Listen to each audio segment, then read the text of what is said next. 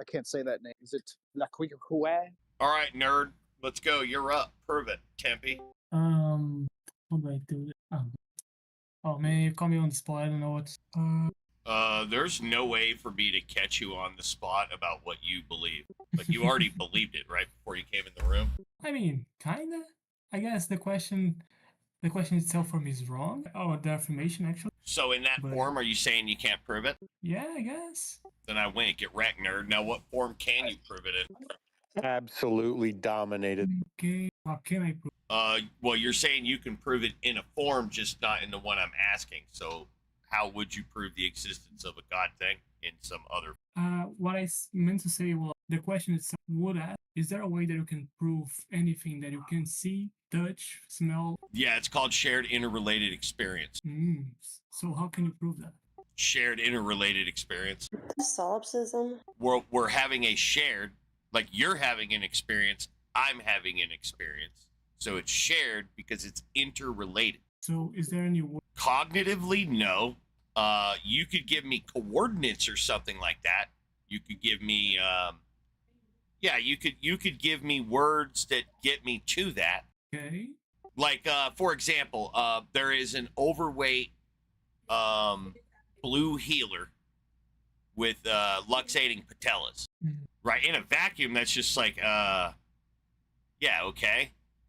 Right? But if I go right there, referring to my dog, well, now there's a GPS coordinate associated. There's there's a meta tag, right? Like, because my dog's real and she's right there and she's got bad knees, so she's a little overweight. You know what I'm saying? Yeah. So there's a shared interrelated experience, but there's a barrier for you in that my dog is right here and she's not over there. So you can't just look over there and see her. But my dog exists in such a way that if you came to her coordinate, you'd see her. So I could say, hey, here's my address. And then you could come over and you could see my dog.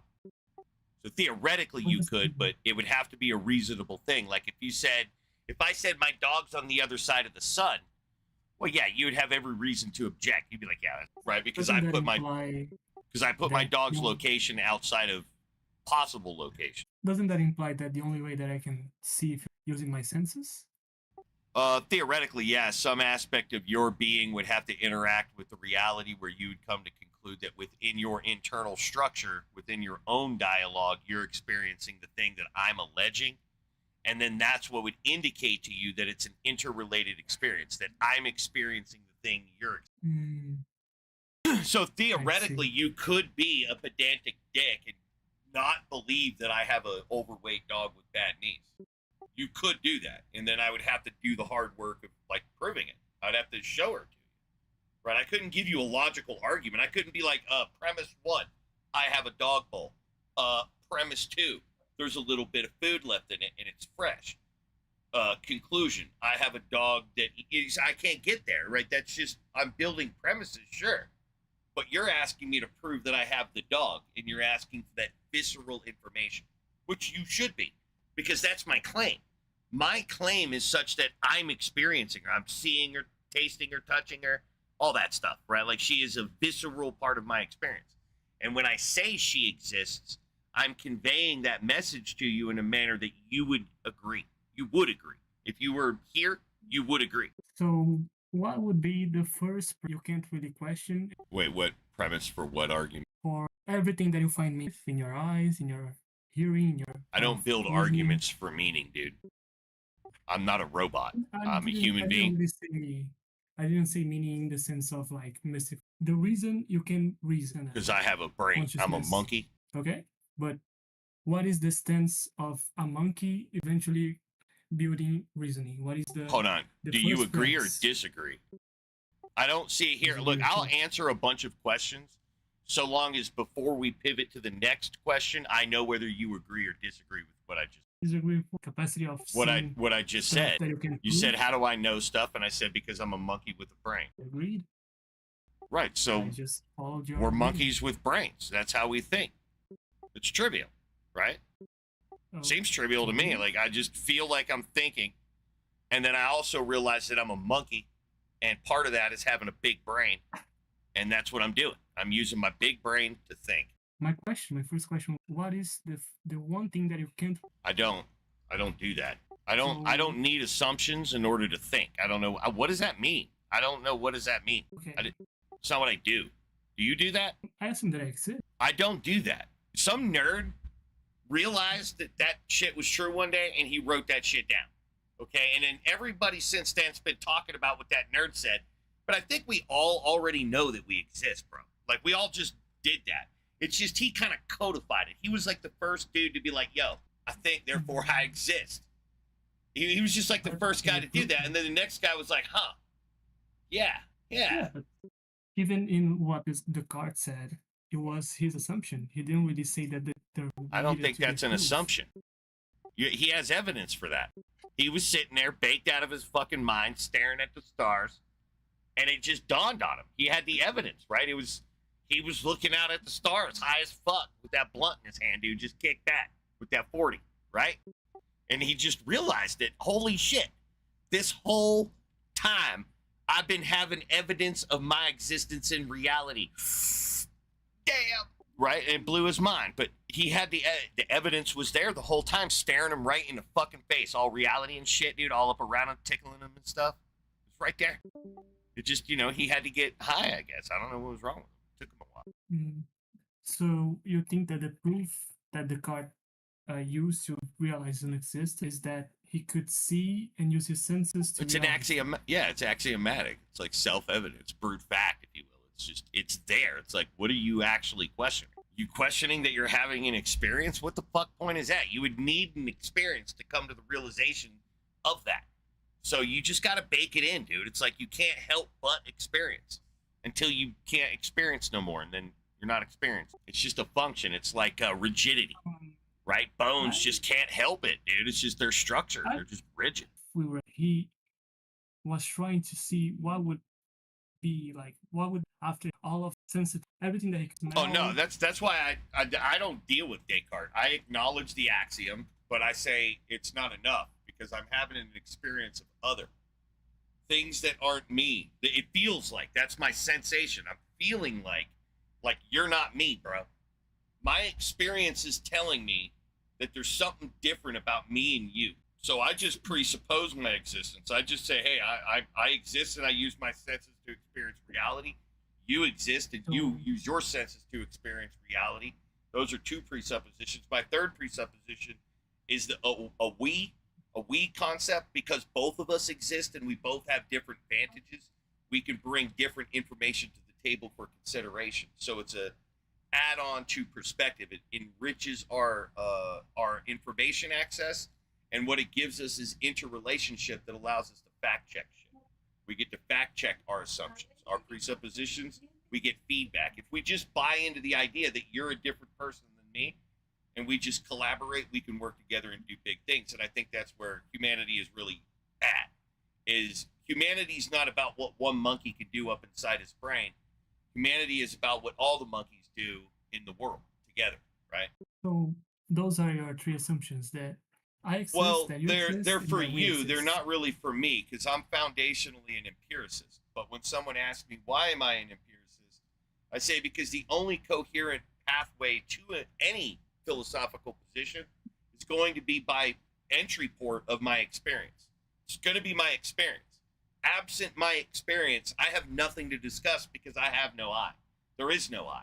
I am not, right? With absent inexperience. So I just put it as my foundation. That's my starting point. My presuppositions and Descartes' axiom are not my starting point. They're just a reason why my starting point is foundationally as an. Are you capable of, By vicariously through you, yeah. if you're Well, that's an Reason assumption that- for you. I don't deal with it as an assumption. I put it forward as a presupposition. You either accept it or you don't. In the event that you don't accept any one of those, we just don't have a conversation. I don't talk to people that would deny either my existence, their own existence, or ours. If you deny any one of those three things, I have no interest in talking to a brain-dead pea zombie. So all of my interlocutors are required to accept I exist, you exist, and we exist. From there, once you accept that, there's nothing to talk about.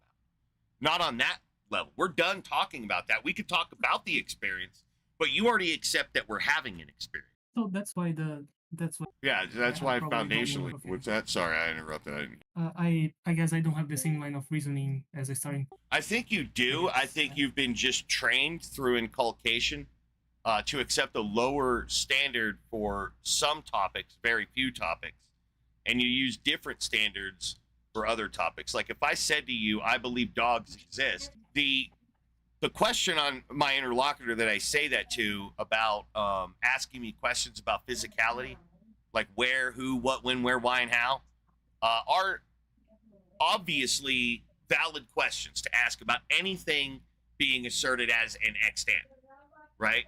This is just of any object A. If you say that it exists, you can ask the who, what, when, where, why, and how. Those are valid questions. And if you don't have an answer to those questions, that's going to damage your credibility and represent it. No one says that you have to have all of them, but you have to have a certain set of them. Like if you say something existed, you don't have the where. That's huge. That's like a critical one right there. That's basically foundationally fucked. Now, if you don't have the when, okay, we could tolerate when something existed and why one's not there right now. We can tolerate the when, right? We could tolerate whose, what's can come in very ambiguous form. Like there can be a thing that exists and you have no fucking clue what the thing is, but since you know where the thing is, you're set. Because that's all you're trying to do when you're trying to prove the claim of something exists. You're only really trying to give location and ontology, and that's baked into the what, right? When we get to the who, what, when we get to what, that's what we'll discuss in the ontology. The when, where, why, and how, those are all relevant questions also in their time. But if we have yet to establish ontology, which is the where, right, then our what epistemology is irrelevant.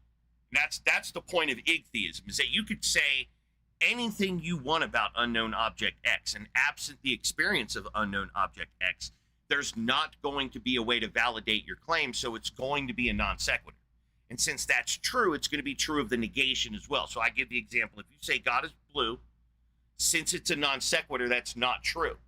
But if you also say God is not blue, that's a non sequitur, and it's also not true.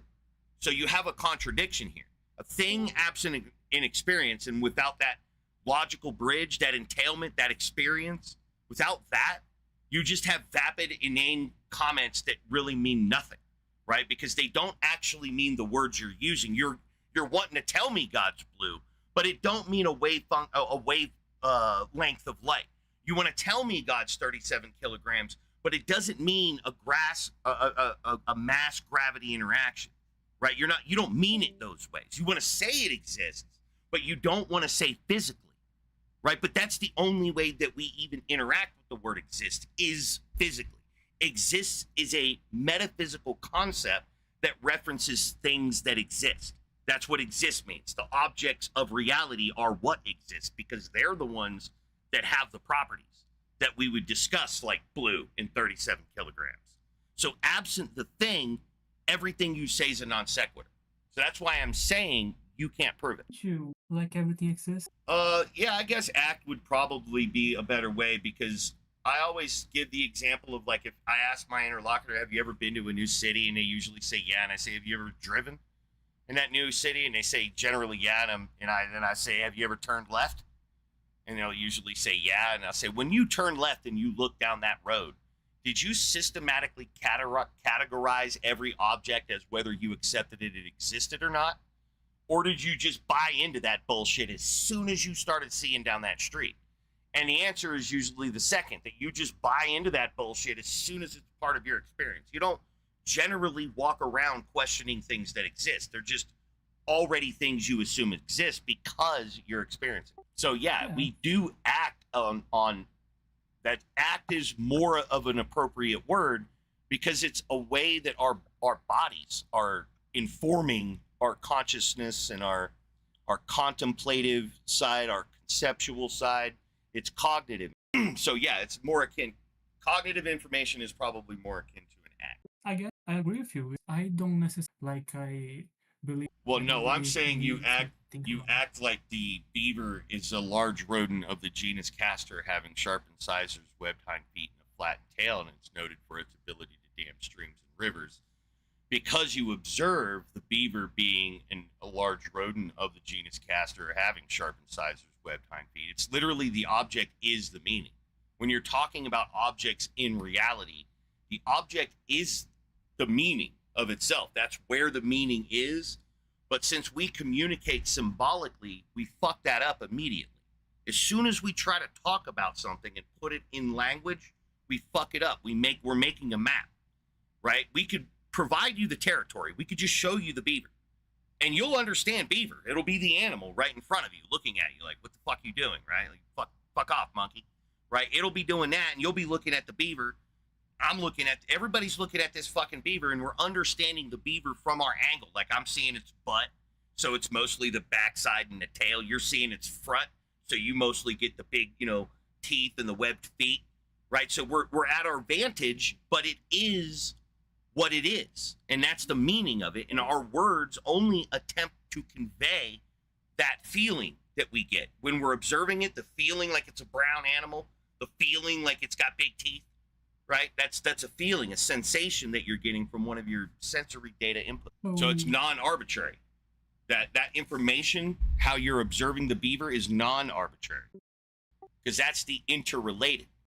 You can go, "Hey, do you see the beaver?" And I'm going to go, "Yeah, I see the beaver." That's interrelated. I guess that counts for specific. No, I guess not. Never mind. But see, you're playing the trick of when you say there is a God, you don't mean the word there. That's an ambiguous word that you don't mean, because there means location, right? Means I get to ask where, necessarily. If I say there is a dog, you get to ask where. That's a necessary entailment, the logical necessity that all theirs have wheres. But you see what I'm saying? But you want to trick, and it's just how you've been trained to do it by your elders. You're tricking me into thinking the concept of there is a God, but in that ambiguous anywhere. You mean anywhere or somewhere. That's the word you should be using. But you've been trained to just pick the word there because that sneaks it in under the radar. But it's doing a lot of work once it gets under the radar. Once you start saying there is a God, you baked in the ontology. You've constructed the ontology right there just by the concept of there rather than the cognition of there, because there is part of cognition. It's not part of conceptualization. When we give GPS coordinates or directions like north, that's part of the concept, but there is part of the thing's ontology, right? You are an object in space-time in a particular location. That location is part of what you are. It just is. Like, your occupation in space-time is part of what you are. You're a spatio-temporal object. That's my most precise sentence would be, there could be a... Yeah, but what would that even mean? It would mean the thing. It's like saying, let's imagine we go back 20,000 years and we've never seen a beaver. And I say, well, there could be a beaver. And you'd be like, well, what is a beaver? Right? And then imagine if I just out of fucking nowhere, defined a beaver 20,000 years before we ever found a beaver. I defined it as a large rodent of the genus Castor, having sharp incisors, webbed hind feet, and a flat tail to dam streams and rivers. You would think I'm having some prophecy from the fucking aliens or some shit, right? That would be the only way to explain how a 20,000-year-old primitive before we found beavers nailed the definition of beaver. Like, how the fuck, dude? That's like prophetic powers right there. That 20,000 years in the future, on a whole nother continent, monkeys were traversing through some swamp and came across a brand new animal. Somehow I nailed it. That's just not how we define stuff. We define all those intricate properties of beavers just by looking at the fucking thing. That's why it's the meaning. The descriptive definition is the placeholder linguistic reference for the referent beaver. But beaver means beaver, like the actual animal means beaver. Do you believe that we can't find the meaning of something before we actually empirically find it? It'll be a non sequitur is what I'm arguing. And since it's a non sequitur, it would entail a contradiction. If you try to assess the truth value you would get that the proposition is as likely to be wrong as it is true if you're only evaluating it on that merit alone. If you start bringing in like physics or something, that's going to change the metric. But just in a vacuum, if you just say, hey, unknown object X is all powerful. Okay, well, nuh-uh, right? That's equally likely. It's an unknown object. So its negation is equally, it has to be a known object so that you have justification of why you're saying it's all powerful or whatever property you're giving it, that it's got a flat tail, right? Could it be the case that 20,000 years ago that dude fucking nailed it? Sure. Out of some weird stroke of the imagination, this primitive dude nailed the definition, but you and I wouldn't agree that he was defining a beaver. Some weird shit went down, and he won the Powerball equivalent of defining an animal. He won the Powerball of that. But just because I win the Powerball, I don't get to say I knew the numbers. That's not a logical entailment. It's a lot harder to draw the analogy when we're talking about a descriptive definition of an animal, but it's analogous. It's to say that if 20,000 years ago I perfectly defined something, bro, that's just me using my imagination and landing on an actual animal that existed, and the actual animal and my descriptions are two entirely different things, not to be conflated as one and the same. It will be odd how they overlap and they're so coincidental. So why do you believe that when you put physics, it is different? Physics isn't different. That's one of the functions of symmetry in the universe, is that it's invariant. I heard when you put physics in those statements. Oh, because you're changing the metric. Because like if you just say God is equally likely to be blue as it's not blue, in a vacuum, that statement would just entail that both are non sequiturs, and you can't really evaluate that, right? But let's say we live in a universe where blue is impossible to be. You can't be blue. Blue is just not a function. And blue is impossible. Then when we make the statement, God is just as likely to be blue as not blue, that's just not true. But it's not true by a different metric. It's not true nomologically because we're saying that reality functions that no thing can be blue.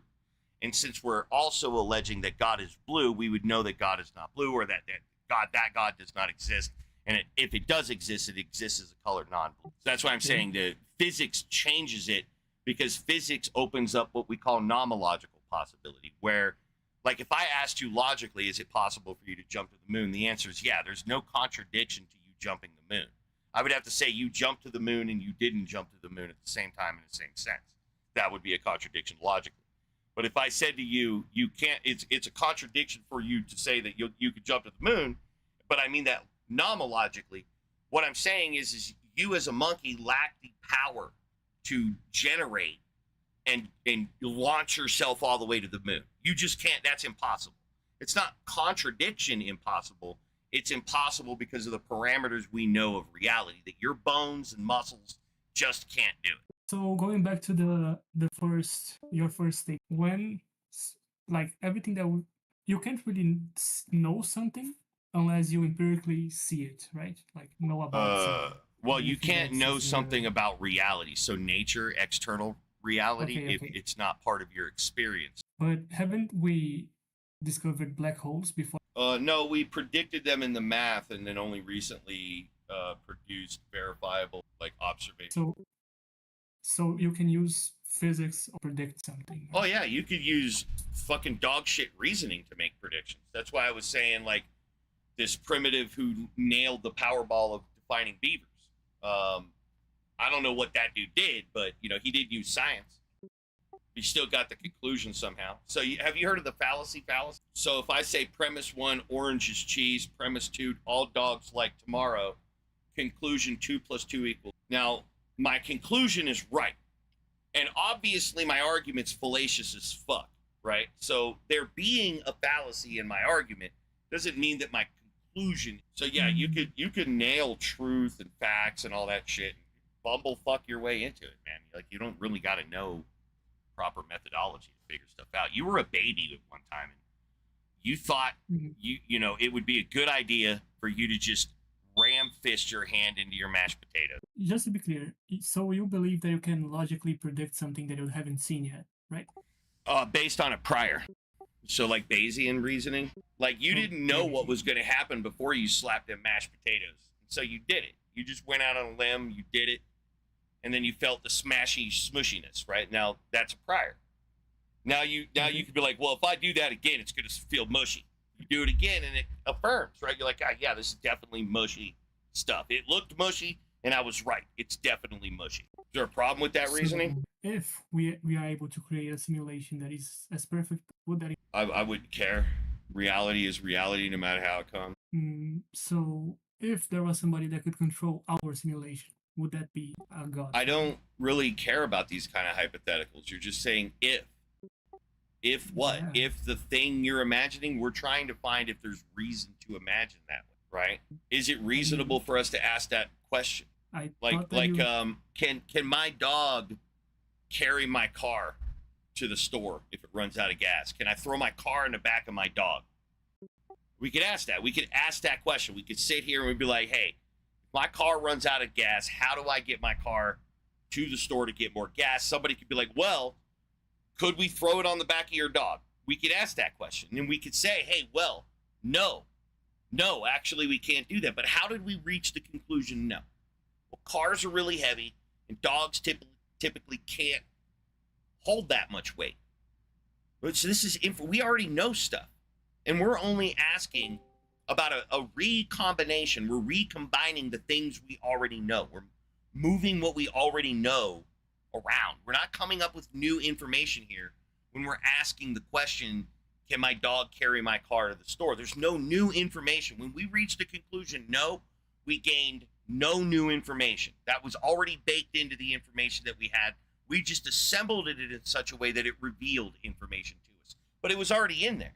If my dog, if in the data for dogs was the strength of a fucking rhino, then we would reach the conclusion that, yeah, that's an option. We could just throw the car in the back of your dog and we could get there. And we would use the same value metrics and assessment in both scenarios. But it's because we have those priors and we can test that. And so those become reasonable questions that we can test that. And it's as opposed to like we're using our priors to ask the question. We're not inventing priors in the form of the question. And that's what you want to do. You want to use the question itself as your prior when you say, well, what if God is this property?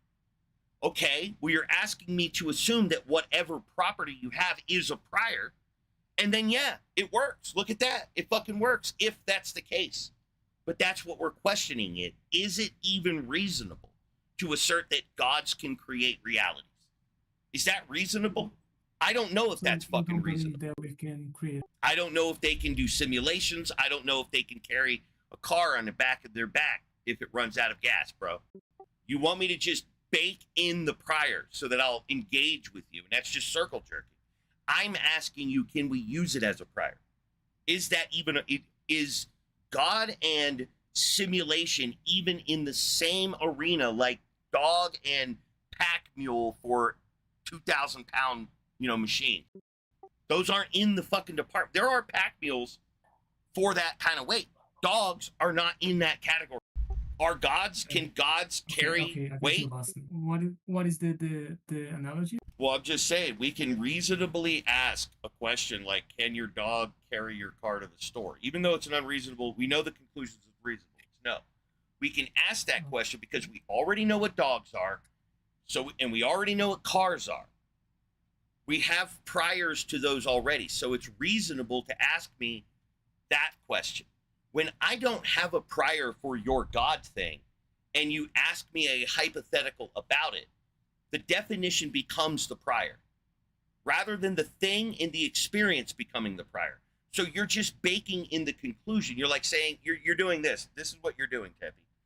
If you were really gay for me, and I offered you my penis, would you suck it? I'm asking you this question to get you to say, yeah, I'd suck your dick.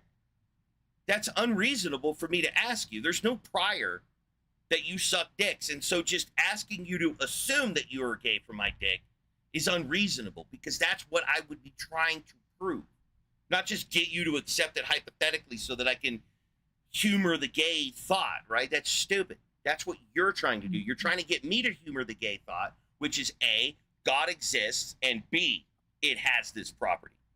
That's the only way that I can do that. So you're asking me to skip the very question I'm asking you to do, is validate God's existence, that it has ontology, such that we can properly discuss an epistemology about it. But you want me to skip step 1 and just go to step 2 and allow you to assert some property and then ask me if it's reasonable. That doesn't do anybody any good. We're talking about ontology, not epistemology. I thought that in the beginning of the conversation, I already said that I couldn't. Question itself was different Right. already, Then you have to conclude that any question you ask me in any hypothetical about a non sequitur, we're already logically flawed. It just fundamentally undermines the whole process. This is why people call Igtheism a conversation. I mean, I guess if you're talking about empiricism, sorry. No, we're not talking about empiricism. See, that's the conflation, that experience equals empiricism. It doesn't. Empiricism is a model that relies on experience as foundational. That's true. But experience is not a philosophy. You get that? Like, you are just experiencing, and you use that experience to get to a philosophical conclusion. So I'm not using the word experience when I'm talking about understanding the ontology.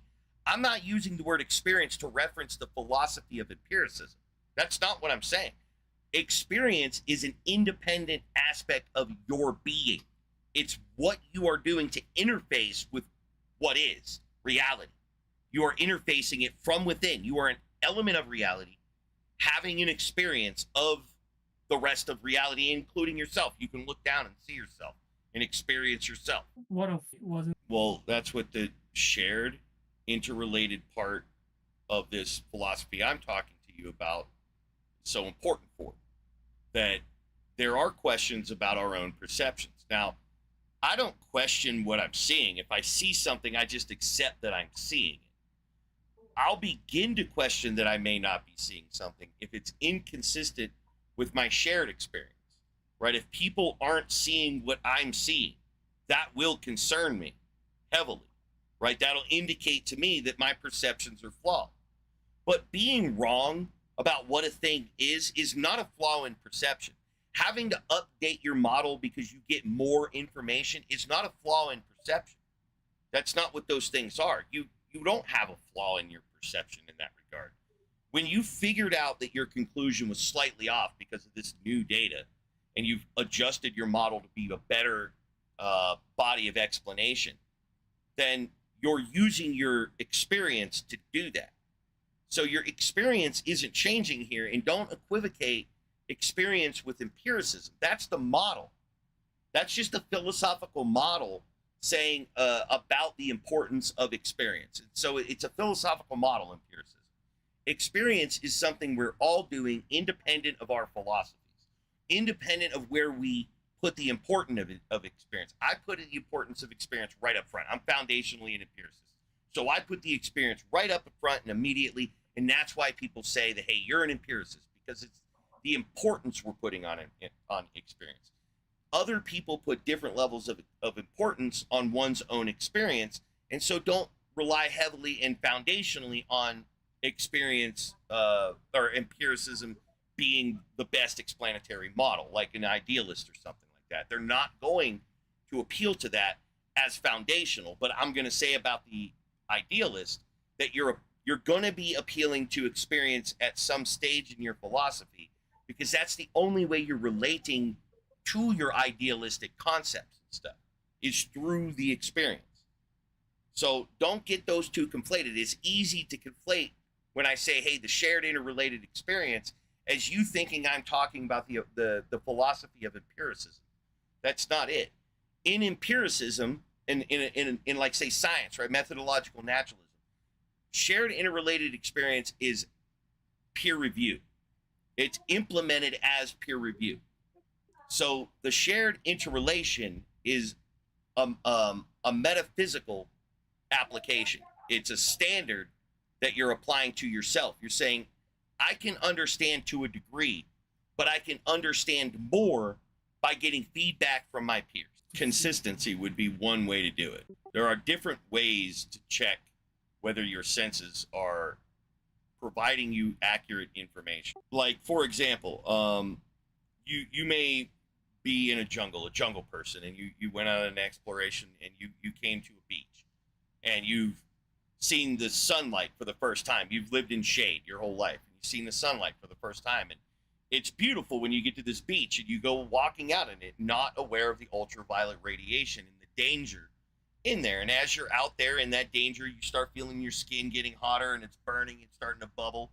You get back in the shade, into the safety, and maybe you learn that there's a danger out there. You don't know what the danger is, but you certainly don't burn and bubble and stuff, but you stay out in the jungle for a while, you heal, and you're curious about it, so you go back out. And the second time you're out there, you feel it, like it's hot. It's like especially hot, but you don't let it get to burning you point, right? And so you begin to develop a concept of a sunburn. You may not know why you're getting sunburned, right? Because it's ultraviolet radiation. Your history and education doesn't tell you anything about that. So it's an unknown danger, but you can explore and you can interact with your environment. You can use your big brain to begin learning and doing experiments. That's what we do, man. We test and constantly test the consistency of reality. You're not observing one time. Throughout the course of this conversation, you've made trillions upon trillions of observations. Yeah. Like when you look at a cup, that's not one observation. That's an ongoing, real-time, updated. The moment that cup disappears, your senses should update you in real time, because it's a real-time process. It's a bunch of chemical reactions. It's not just one. Experiencing something. Like what? None of us can experience that. That's gone. Those people are old as fuck. One experience. No, that wasn't one experience, because during the Great Depression, people were experiencing the fuck out of it nonstop, all day long, every fucking day. Just because you're not there doesn't count. That's not part of my argument. That you have to be in all places at all times. It's ridiculously. That doesn't count. That's not meaningful. That I don't know this. Like, what are you even saying? That I'm not a teleporter? Sure, I don't teleport. What are you really saying? What does that have to do with my perceptions that I cannot teleport back to the Great Depression? What does that say about the reliability of my senses? That's the only reason else had. That's not my senses. I'm relying on historical account. When I'm reading the book, I'm using my eyes to look at page and ink. You're conflating me reading a book or watching a TV with being in the Great Depression or something. Like, this is so weird. What if, oh my God, dude, I'm gonna do this one more time, and I swear to fuck, if you ask me the same question in a different form, I'm gonna realize that you're a sophist and you're just a fucking waste of goddamn time. Stop asking these leading questions where it's an endless stream of where did that come from? Where did that come from? I'm gonna keep answering, asshole. If you haven't figured it out by now, that I'm gonna be able to keep fucking answering these stupid knuckle-dragging questions. We're gonna be at this for a long time. This isn't like toddler hour where we just share our favorite things, man. Can we have a real adult conversation where I'm not just explaining to you where stuff comes from for hours? Yeah, this is frustrating. It's annoying. You keep pivoting. You've pivoted like 30 goddamn times in a fucking row. It's toxic. How much information do I need to fucking know to have a conversation with a guy who's asserting something exists with zero fucking evidence? How much shit do I have to fucking prove to your dumbass when you don't even have the capacity to even talk about fucking proof? You have nothing. You've offered nothing. There's nothing on your fucking table, and you have the nerve to sit there and act like you get to ask an endless string of fucking questions, testing my what, knowledge? You're just testing my knowledge? What are you doing? Why are you trying to shift so heavily on me when this is entirely your problem? I asked you one fucking question, and you failed immediately. Failed immediately. Yes. All I needed to do is answer one fucking question for you, and I did that like an hour ago. One fucking question, and I did better than you. So question 2 and all the way through 30 or whatever we're at now, that's bonus points, buddy. Yeah, it's bonus points. So enough. I don't need no more fucking bonus points. I'm good. You're at 0. I'm at 1 plus 30. Jesus fuck, dude. How many questions? You see what I'm saying? You've been programmed to do this. You're not going anywhere with those questions. It's just leading questions to get me to say, oh, I don't know. And I'm not going to fucking do it. I know shit. And I'm going to keep fucking answering. It just shows how vapid you are. You're not going anywhere with thought. You're just trying to make me look like you and I beat you with the first fucking question. Everything I'm asking you to accept is real. I can do that. I can easily demonstrate the ontological status of the fucking thing. We're not on the same page. I don't do that. I don't go around telling people there's probably a thing there and then have zero way to reference that. You're doing that. I didn't say that. What? Some way I You didn't have say dog shit. You have nothing. Just You have didn't say. nothing. We've already established this. You would just be making shit up from my perspective. You would have no way to justify any of the bullshit you would spew absent the ontology. You've already conceded that. Over an hour ago, you conceded that shit. Like I said, this is bonus rounds. This has been nothing but bonus rounds. From the moment I said, I win, get wrecked. That was true. My position is that you can't prove it. That's my position. Right. And you immediately conceded to that.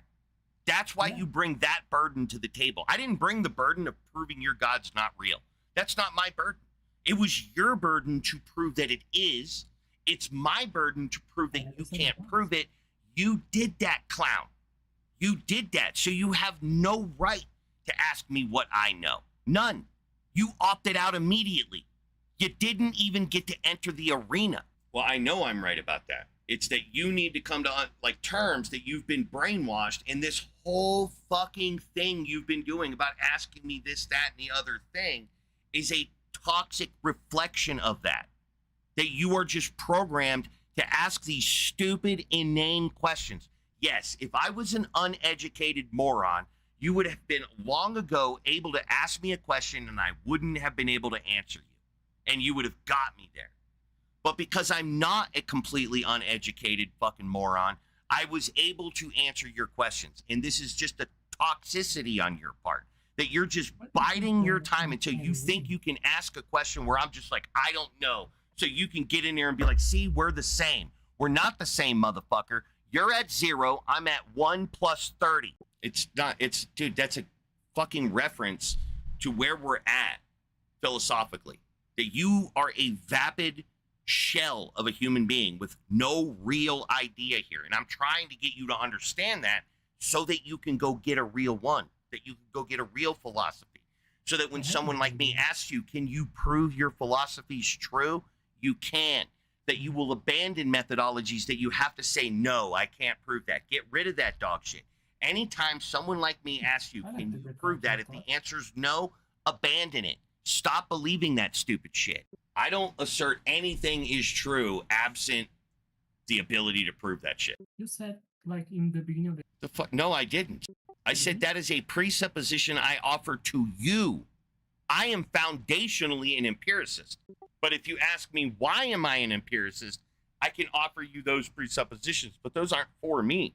I'm an empiricist. I'm experiencing. I'm a real boy, right? I'm using my big brain dropped in, 1980s, and now it's 2026. That's my era.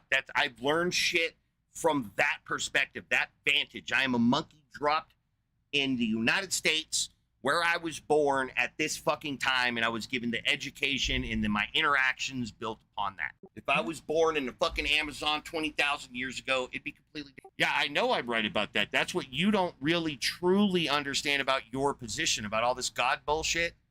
It's telephone. You know what Chinese Whisper's telephone is? So, like, if you ever seen that thing, you get a classroom full of kids, and you whisper into one ear, you say, like, I heard 3 balloons pop. 3 blue balloons pop, whisper it to your friend, and then they whisper that. They whisper it to the next one, and then by the time you get down to the 30th person, it's like 2 balloons were tied to a donkey's butt and it flew off, right? That it mutates because of the whisper, because they're whispering it from one ear to the next. Each kid adds something to the detail until the last kid hears something completely different. That's called telephone or Chinese whispers. Well, humanity's been playing that shit forever. When it comes to the God topic, everything you think you know about the God topic, you know because you were gaslit by your culture into knowing. You were just lied to. Like your parents, your elders, the people who raised you, just gaslit you into this bullshit. I don't give a shit, dude. It's still fucking true. Are you a monkey? Were you born on Earth in a society? Boom. That's all it takes. Why do you people do this every single fucking time? All I said is you are a monkey born in a society. And you're like, well, I'm special. I'm special. No, you're fucking not. You were born in a house as a little baby. You shit your fucking pants and somebody was there to wipe it. That person there wiping your ass was filling your head with bullshit. Quit acting like you're fucking Romulus and Remus out here fucking raising yourself. And you just came to all your ideas all by yourself. You didn't invent fucking shit on this planet. Most of us don't. We die into obscurity. Only the fucking giants get remembered, bro. And for you to be like that, dude, the hubris, man.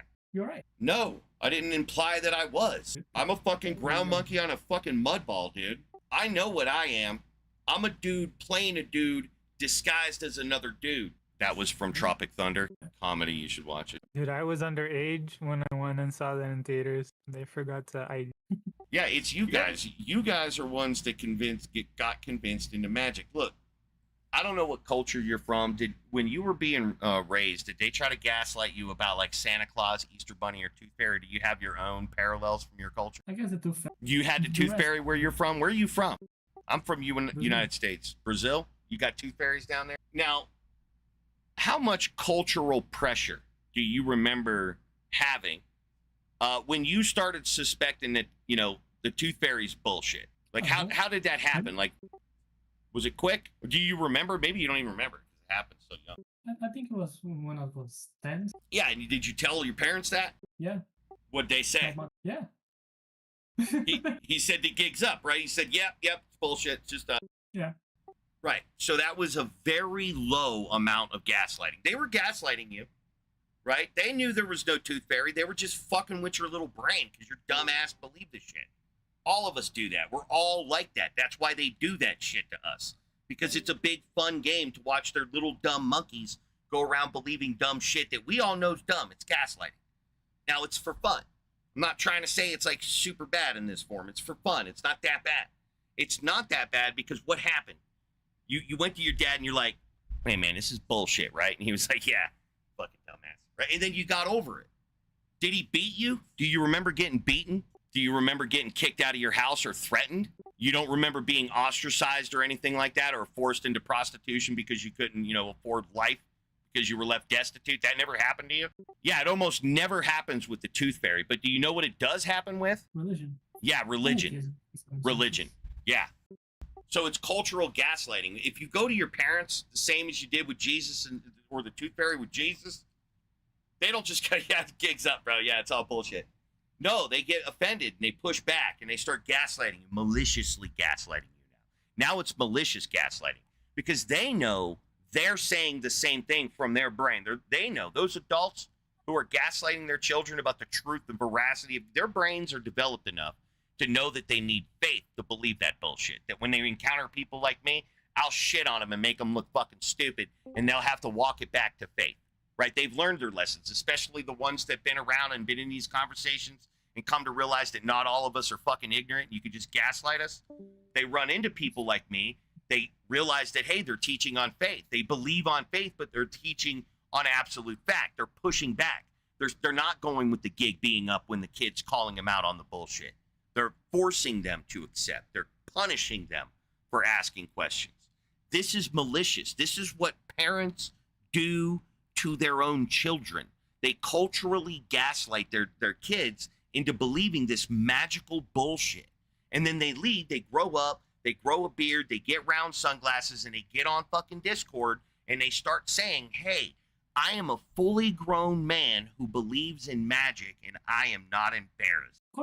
Correct me if I'm wrong, but I think China does or used to do restricting religion. They also kicking. Oh, I see. So since Chinese people found a secular way to kick children out of the home, that somehow undermines the point I was making. Oh, so what you're really saying is that's not the only way humans gaslight and abuse their children. Yeah, I agree. Humans are creative. We've come up with a lot of ways to gaslight and abuse our children. Correct. Yeah, humans found a lot of ways that we can use our position of power and authority over the people under our wing. Yeah, we figured that out. We're really creative at control and dominance. Yeah, how's that true though? Where's the truth? Because remember, that's That's what we're centering on, is you think there's something with ontology. And I hope I'm showing you that what there is your culture gaslighting you.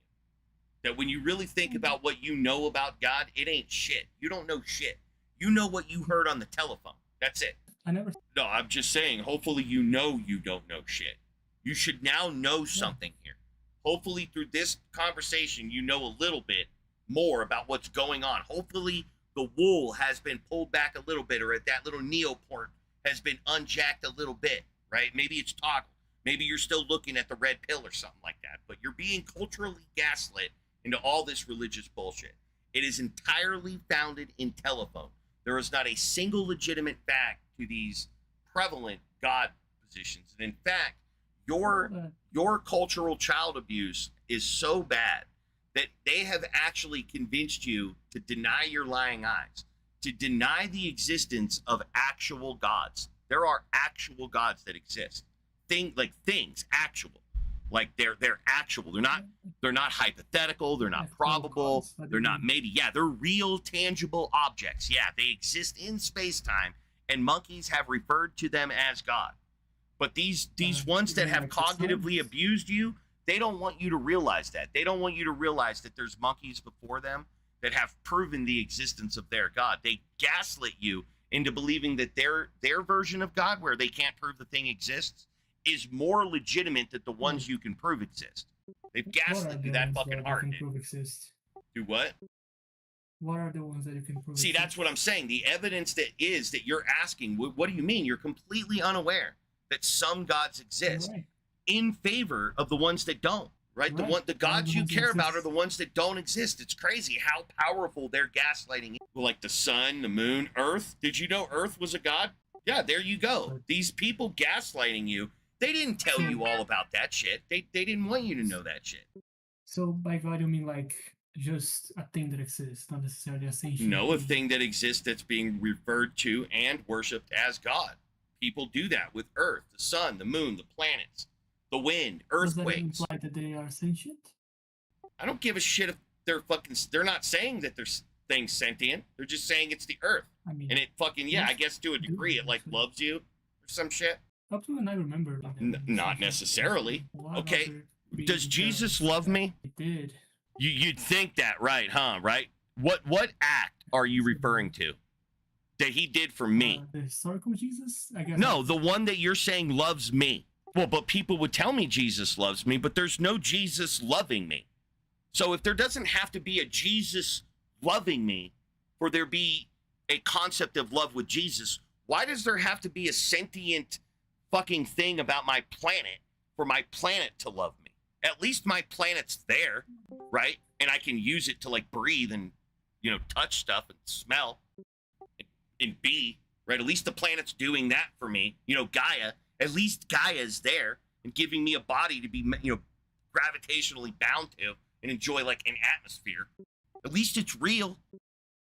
Right? Where's the popes? Where's the popes? Right? Where's Jesus? Jesus ain't doing fucking shit for me, but I'm breathing via Gaia.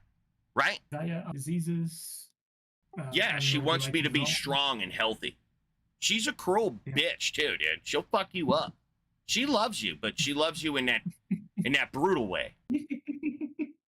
I didn't think you believed in Gaia, man. But I don't believe in Gaia. What? I don't believe in Gaia. What? Oh. I'm telling you, there are monkeys on this planet who do. And this is the type of shit they would say. Just like there's a fucking idiot on this planet named the Pope, and he says dumb shit about his God. There's other people who aren't the Pope, but they're other human beings just like the Pope who eats food and shits, right? These people eat food and they shit, and they believe the planet Earth is Gaia and it's a god. Now, who am I to judge? Who am I to judge that the Pope is more right than the people who believe the planet is a god? I don't make that. I don't do that. They're both equally valid to me, which is none. Neither one's valid. Neither one. So I don't get hung up defending one concept over the other, but I am aware of them. I have zoomed out enough to see that God means a lot of things. It doesn't just mean Jesus. Okay. Well, I know that. You kind of are acquainted with the idea. I know that idea. That's why I could say, yeah, some gods exist, man. That's super unfortunate for the people who believe in gods that don't exist, right? That's fucking dumb. Like Jesus, for example, he doesn't exist, but people believe in him. They believe that Buddhism Well, what do you think Buddhism's saying? is saying Nope. is a Wrong. divine being. Wrong. Buddhists don't actually give a shit about Buddha. Buddhism How do is they not the give a shit about path him? to Buddha, bro. Did you think Unless I was. Buddhism is the path to Buddha? Well, what do you think Buddhism is? The Buddha had a way. I No. forgot the name. No, it's not that Buddha had anything. Mhm. Buddha didn't have Okay. shit, in fact. Right? People gave Buddha stuff, like a lot of food, which is why they represent him as a fat man. Right? But Buddha didn't have shit.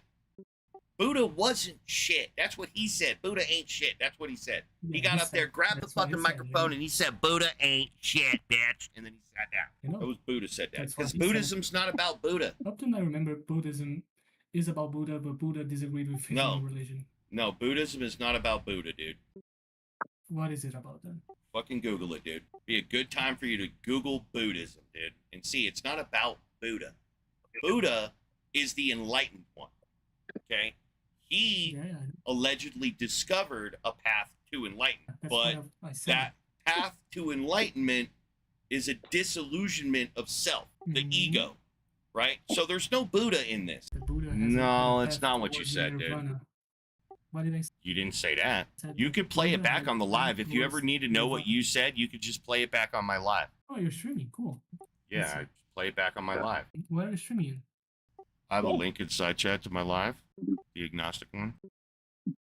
I'm just trying to tell you, like, have you ever heard of the overview effect? So when we sent nerds to space and on their way back from the moon, they started discussing, it's about in that era, they started discussing the overview effect because the returning monkeys said that, you know, there's some kind of profound feeling of just looking down on Earth and just seeing it down there, right? There's this what they call an overview effect that it's so they say it's like a sense of transcendence, which is probably just elation. They were super happy, fuck out. But the overview effect has been then sort of characterized as sort of being able to zoom out and see a bigger picture, right? Because that's what the effect was to them, is to see how small we are, right? You can, if you want like a poetic version of the overview effect, you can listen to Carl Sagan's Pale Blue Dot.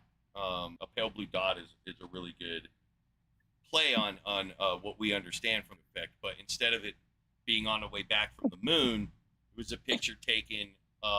It was a picture taken on our way past Saturn. We turned it back to our planet, and we saw this little dot in the rings of Saturn, right? And that was our planet. And he did a whole, like, I sort of liken Igtheism to that when I start saying that some gods exist and some gods don't. Is that, like, when you zoom out and you look at all of humanity and realize the multitude of different gods that have been asserted, and you try to build the category of God, you'll realize that the category itself, the easiest way to see how the category is broken is that there are multiple one true and only gods.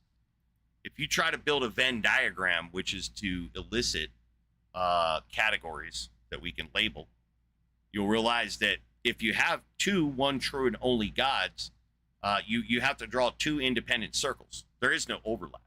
The moment you overlap, you have a contradiction. There cannot be two one true and only gods. And so when you try to build a Venn diagram of the God concepts from that overview effect, you see how vapid the whole conversation is. Like when you take it into that context, because you'll realize that on that list of gods, some of them exist, man. Whether you fucking like it or not, or whether your dirt monkey brain can figure that shit out, some of them are real, right? Now, pushing back epistemically about what those things are and their importance, like, is the sun a god? I don't give a shit if the sun is a god. I care that the sun is real. It exists. What makes it a god is that a monkey is pointing at it and calling it a god. And I don't give myself any misconceptions that there's something that makes a god as anything other than the monkey pointing at it and calling it God, which is not a property of the thing. It's a property of the monkey. So Atheism's just nonsense. And then theism is just fundamentally incoherent. It's a contradiction. So atheism is nonsense? Yeah, it's an incoherent rejection of a fundamentally incoherent proposition. You didn't hear me saying some gods exist? I did, but Yeah, when you atheists can't say that. I guess you meant in the non-literal meaning, like the sun exists, but it isn't a god. So Well, therefore- no, it is a god in the same sense as any other god on this planet that we can discuss. I don't put an importance value on gods.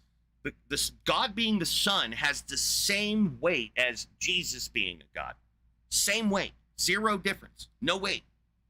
I don't care that there's a whole history behind Jesus. There is a whole history behind the Son being a God. And more cultures throughout time probably worship the Son as God. So that's something that's been pulled over your eyes. You have been gaslit into seeing that. I see it too, but I also see a bigger picture of gods that makes me realize that atheism's not the fucking answer. Because atheists are assuming they know what a god is. They're categorically rejecting their existence. And I'm saying, A, there is no category to reject.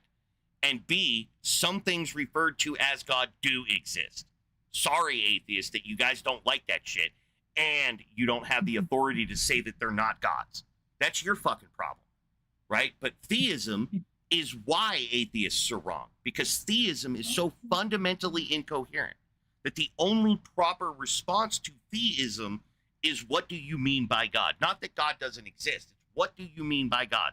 And if you're going to ask that question, you're opening up the door for any definition. What do you mean by God is the invitation for me to tell you what I mean. And then when I do that, you got to use that definition. Otherwise, why did you ask me what I meant by God? If you already know what you mean, like beaver, I don't need to ask you what you mean by beaver. What you need to do is adhere to the definition of beaver, right? There's one definition of beaver. You're going to use that definition. And if you make any modifications to that definition, we need to know that shit, right? Because when we use this word beaver, it means this specifically. We generally don't fuck with the word beaver. It varies, but generally it's this one fucking thing. We don't do this with God. I can't tell you that God is a large rodent of the genus Castor. I can't do that because sometimes it's a marmoset. Sometimes it's a bird. Sometimes it's the fucking wind. Sometimes it's incoherent things that can't be anything at all. So I don't know why an atheist saying it doesn't exist when the theists are just so fundamentally disconnected that the word theism doesn't actually mean anything. So if I say that in that form, yeah, I'm not going to give you any pushback. I don't care that you think your hand is a god. Is your hand your hand? Well, then I don't care. It's just, you're just saying hand, but it sounds like this, God. That's what everyone is doing. They're saying God, but sometimes it sounds like Jesus. They're saying God, but sometimes it sounds like the Son. They're saying, like maybe your name's John and my name's John. Does that mean there's a category of John? It was nice talking to you, man. I think Wow. Yeah, don't come back, Dave Tracker. It was not nice talking to you. If you ever listen to this back, it was not an enjoying thing to listen to a fucking grown man believing in magic and being given it, spoon-fed to you, and your inculcation is so powerful that you just fall back on it. That's not good for me. I don't like that shit. That's gross, but that's why I keep having these conversations. To unfuck that shit right there. Because your parents didn't care about you enough to fucking do that to you. To teach you properly so that you could think and be a fucking adult that doesn't believe in magic. People that fucking raised you gaslit. Is there a nice way to say that? Yeah, that shit's gross, man. That weird, like, dude literally couldn't push back on a single fucking fact without getting shit on, you know, that one.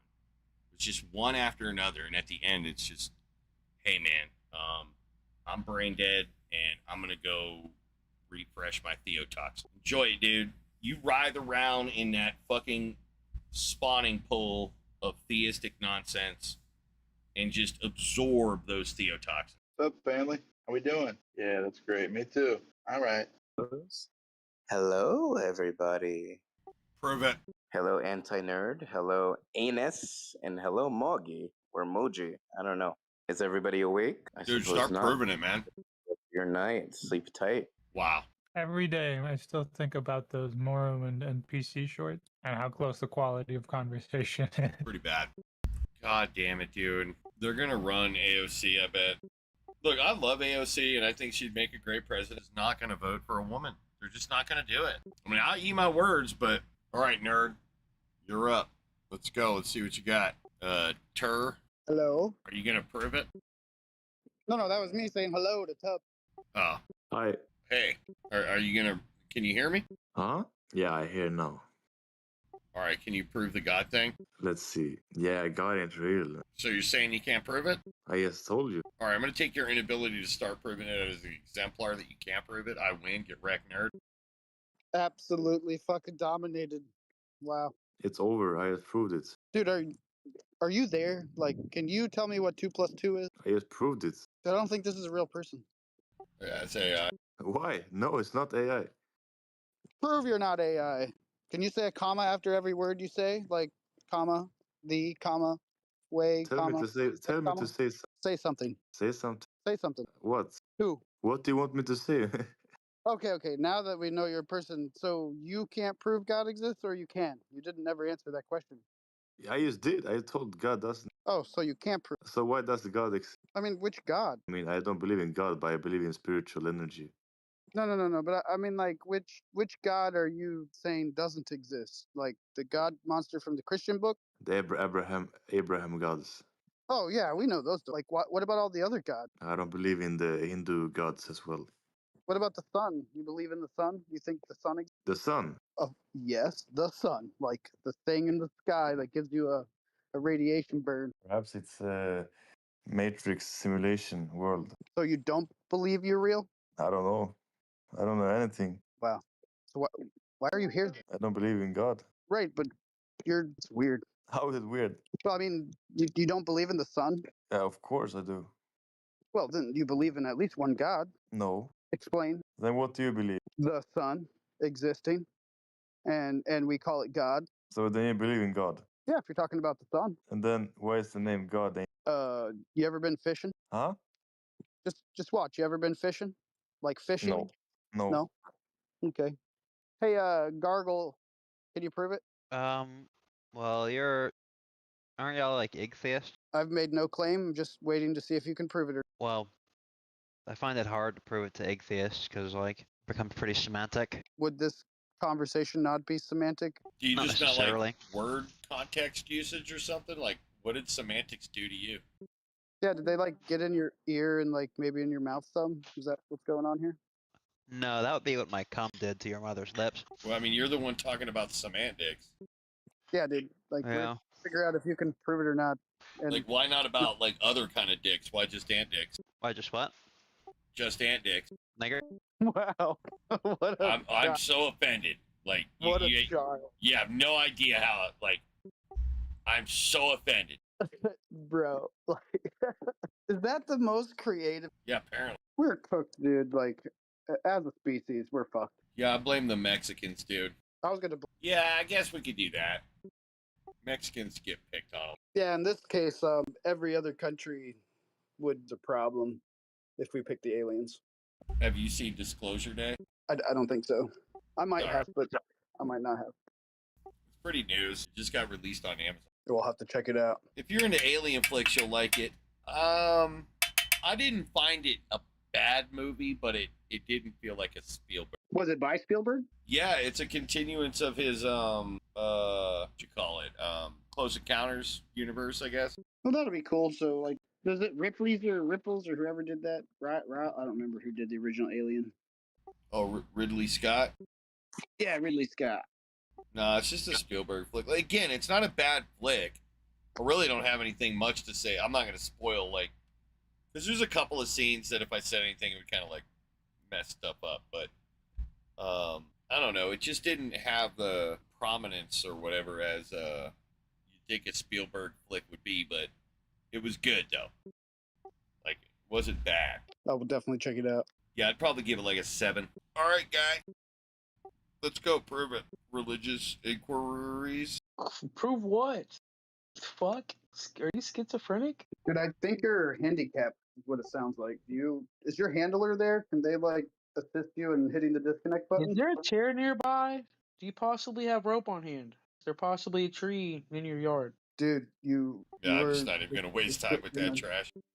Yeah, just a shit human. That's obviously like a teenager who just found out his penis does, something other than develop smegma. Unfortunately, I'm that may have been an Sounded like a kid. yeah, that sounded like something an adult would say. That kid would probably cry if his mom found out he was being a crapper on the internet. Have you seen like the data sets on the new AIs and like how much information they now have? Like, No, I don't care anymore, dude. I all it does is make you angry, and there ain't shit. yep, makes sense. I'm just gonna go to walk to my TV. Pick another number. All right, nerd. Let's go. Prove it. Tired? Hello? Can you prove the existence of a God thing? Not particularly. So you're saying you can't prove it? All right, well then I win. Get wrecked, nerd. Now why can't you prove it? I feel like belief is not necessarily subject, nor is Wait, it what? dependent. Hold on. What does that mean? Can you go back? Belief is not subject to evidence, nor is it dependent upon. What does it. that mean, though? You're just saying it again. What You can is believe it? something that's not true. You can believe something without evidence. Right, you can. Yeah, that's true. But you can also believe things with evidence. You can, Right. but proof and evidence are. Well, I was just I can using have a proof proof in a or I can have colloquial sense. Well, even so, Like in that form, if you said, "Well, I can prove that I have a dog," and I said, "All right, prove it," and you went, "Well, I have a dog," that would have been proven it to me, like on that standard right there. That's low standard, low bar.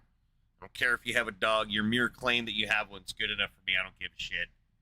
So you have a dog. But if you said you had a wizard, like your friend was a wizard, yeah, no, I'm not gonna just take that one. I'm gonna need to see your friend get on camera and like do some wizard.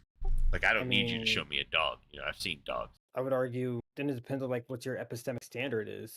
Of which, No, we're talking about ontology right now, not epistemics. We'll get to epistemics, but we're just asking you: do you have access ontologically to the claim of existence? then nanosecond you brought up the idea of like the whole like dog. Well, you could accuse me of appealing to some model of epistemics to make the point, but I'm referencing ontology, right? Like, where do you think we got the notion of a dog? Like, when I say the word dog and you understand the meaning of dog, where did we get the meaning of dog?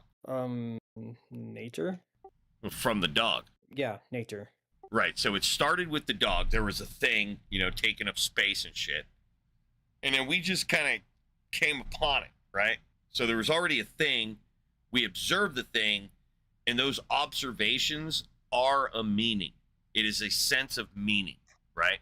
Like you're deriving meaning from the mere experience of these observations. That you see a dog, and without really much context, you can infer like anger or friendliness, right? Behaviors in the dog, like immediate and in real time. But then you could think about it too. But that's where the confusion sets in, is that you can respond to the environmental stimuli, but in tandem with that, we start thinking about it, and we often conflate the observations. So that's why I'm asking, where do we get the meaning of dog? And we're seeing that it's coming from the dog itself. So there's a dog. We observe or experience the dog, and from the experience, we define it. So absent the experience or the experience of the thing, what exactly are we defining? It wouldn't matter. It would be a non sequitur, because it would only sequitur from the observation. God, fucking. I feel like there's epistemic standards that. What do you mean epistemic standards? To disagree with that? That's just simple observations. You don't knowledge. One sec, I'm playing Tekken right now. I gotta log in. Are you talking about like analytic shit, like bachelors? All right, cool. Sorry, I was playing Tekken. But there are basically, you brought up the observation of a dog, and that we can like basically derive the meaning of dog empiric, but not everything requires for knowledge. Well, observations about reality is what we're talking. Or even I like agree, though. No, I agree. Not everything requires some observation. There are ways to come to analytics, and it doesn't require an empirical method. You're still going to experience, though. But experience and empiricism are not the same thing. So there's no point in denying experience as the prime access to any understanding, because I'm not saying empiricism right there. I am an empiricist, and it's because of of experience, but experience is going to be part of anyone. See what I'm saying? I mean, inevitably. Right. That's Sure. what I'm saying is when I'm saying when you're describing reality, like the dog, absent your experience of the dog, not absent your empiricism of the dog, saying absent your experience of the dog, then you have nothing to define. You're not actually defining anything. You see what I'm saying? You could come up with some definition that just says furry, four-legged animal, but you're not defining a dog. The dog defines the dog. We merely symbolically represent the dog linguistically. That's for like you were hinting at, though. This is about objects that exist. This isn't about abstract objects, right? Abstract objects have different like origins, different modality that we would discuss abstract objects. We wouldn't ask someone to demonstrate the existence of their abstract object. That's incoherent. But the thing is the theists aren't saying God exists as an abstract object. They're saying it exists as a concrete object if it's one of the two. Because they know that saying God exists as an abstract is to say that it's conceptual by nature. Whereas saying that it exists as a concrete object is saying that it exists as actual by nature, that it's an actual thing and there's some truth factor to it independent of our discussion. And that truth factor is the shared interrelated experience that we would appeal to, such that you see a thing, I see a thing. The shared interrelationship is where we really get to the facts of the matter. Like, are you seeing it like this? No, I didn't actually see that. Then you show me a thing, I show you a thing, and we just learn more from different. The more minds, the more we learn. More reliable, we could say that there's some measure of reliability that increases as a function of people who are participating in the endeavor to figure. So yeah, now that we've separated concrete from abstract, obviously I would be asking the question, can you demonstrate the existence of a concrete object we refer to as God? And as discussed, if you can't do that, that's going to mean that everything that you say about it's going to be a non sequitur. Everything. There's literally nothing that isn't going to be a non sequitur. It would just be arguments to abstract, and thus then a god. So, but I'm not a theist. Well, the only people that get to define what God is are theists. The only people that, well, and then atheists get to define what God isn't, I guess. They could say nuh-uh, like, but they have to say that every time. An atheist doesn't get to say what God is, because the moment they do that, they're appealing to a property, and only extants have property. What do you mean? I think of well, to define a thing is to limit its scope. Necessarily to define. Yeah, but what that's God for is. us. That's to limit the scope of our lexicon so that we can associate symbolism with meaning. Well, sure, but the claim was that theists get to claim what is a god, and atheists get to claim Right. what's not a god. I'm saying, like, by virtue of defining a thing in the English language. Yeah, but so only theists really- get to say what it is, because they're appealing to its essence. When you refer to what something is, you're saying its essence is such that it's this, right? There's some quality, some property. Like the essence of Spider-Man is the mind of a monkey, right? The essence of Spider-Man isn't that like he's a human being that was bit by a spider. That's not his essence. His essence is the mind of Stan Lee, or his creators. That's his essence. But the essence of you is actually you, the meat sack that I'm talking to right now. Right? The essence is you. You're not conceptual by nature. You're actual by nature. So your essence is different than the essence of Peter Parker. That's the abstract concrete distinction. But remember, we're talking about concrete objects, not abstract objects. We got to play by the concrete set of rules, not the abstract. I mean, And all the concrete set of rules is for defining the meaning of something is making your definition consistent with the observations, with the experience, because you are defining a thing for conveyance of a message. You're sending a message to someone and you want them to understand you. So because you're conveying a message about reality, you want them to understand the message the way they will perceive the message, right? Like if you say, get me the round thing, they're going to interpret that message in a particular way, and you want their observations to match the description you're providing. That's how they know to grab the round thing. If there's a lot of round things, you got to say the blue round thing, the big blue round thing, right? The big blue round thing we keep on the shelf. You got to add all these modifiers. those are appeals to experience. You're saying here is a list of expected observations from your experience. That's your responsibility as the sender of a message, is to be as accurate and concise as possible to complete the task in the most efficacious way. Sure. Kind of misses what I was trying to get at regarding the like we can like treat God as like a basically as I'm say like, well, what does theists think about God? Or But it would what be a I non think sequitur. about it. How so? Well, I'm not saying they would be wrong. I'm saying that their assertions are non sequitur because they're not abstract objects.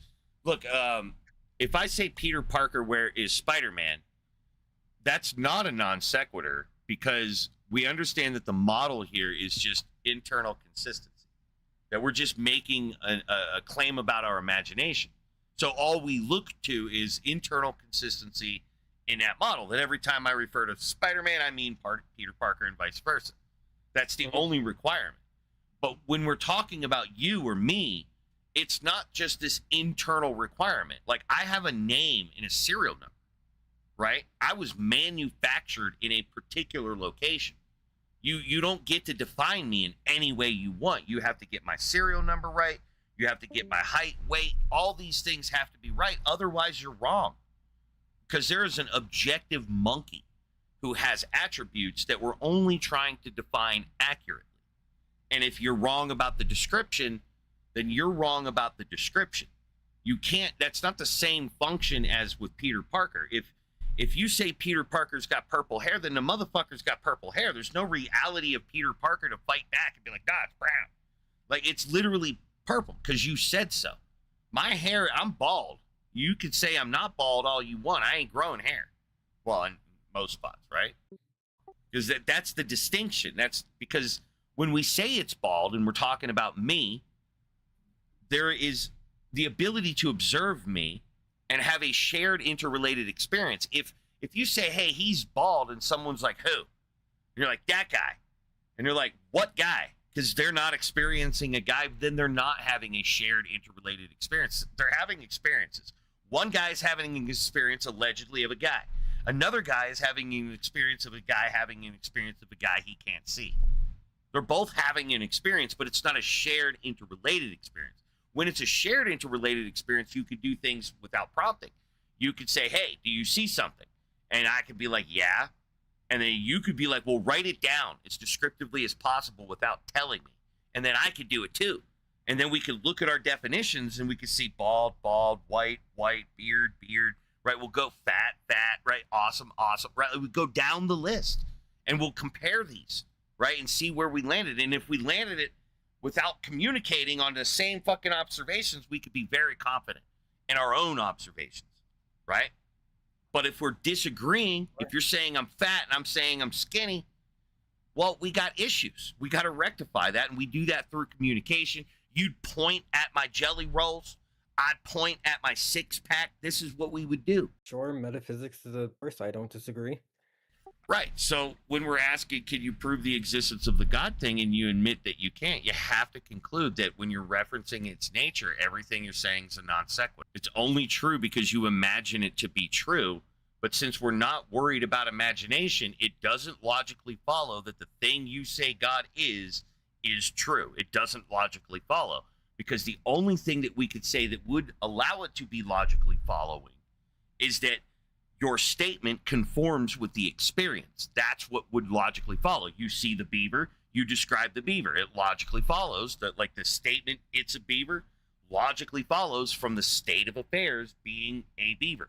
Absent that beaver, your statement means nothing. Yeah, I understand that you're talking about a beaver, but it doesn't actually convey the meaning of ontology that I'm looking for. So you have to get me out of the problem of this non sequitur. You got to make the statement God is blue true or false in that capacity, where you just merely look. And unfortunately for people who are arguing for the ontology, you have to look at it. The statements, it's got blue hair. Well, the only way you could know a thing's got blue hair is by looking at it and seeing if it's got blue hair. And if you didn't do that, then why are you writing it's got blue hair? That doesn't make any logical sense. So it's incoherent. I understand the statement, it's got blue hair. That's not hard to understand.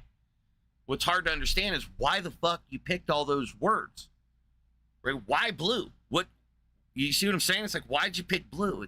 Why not green, right? You need to reason with me on why you picked blue over green.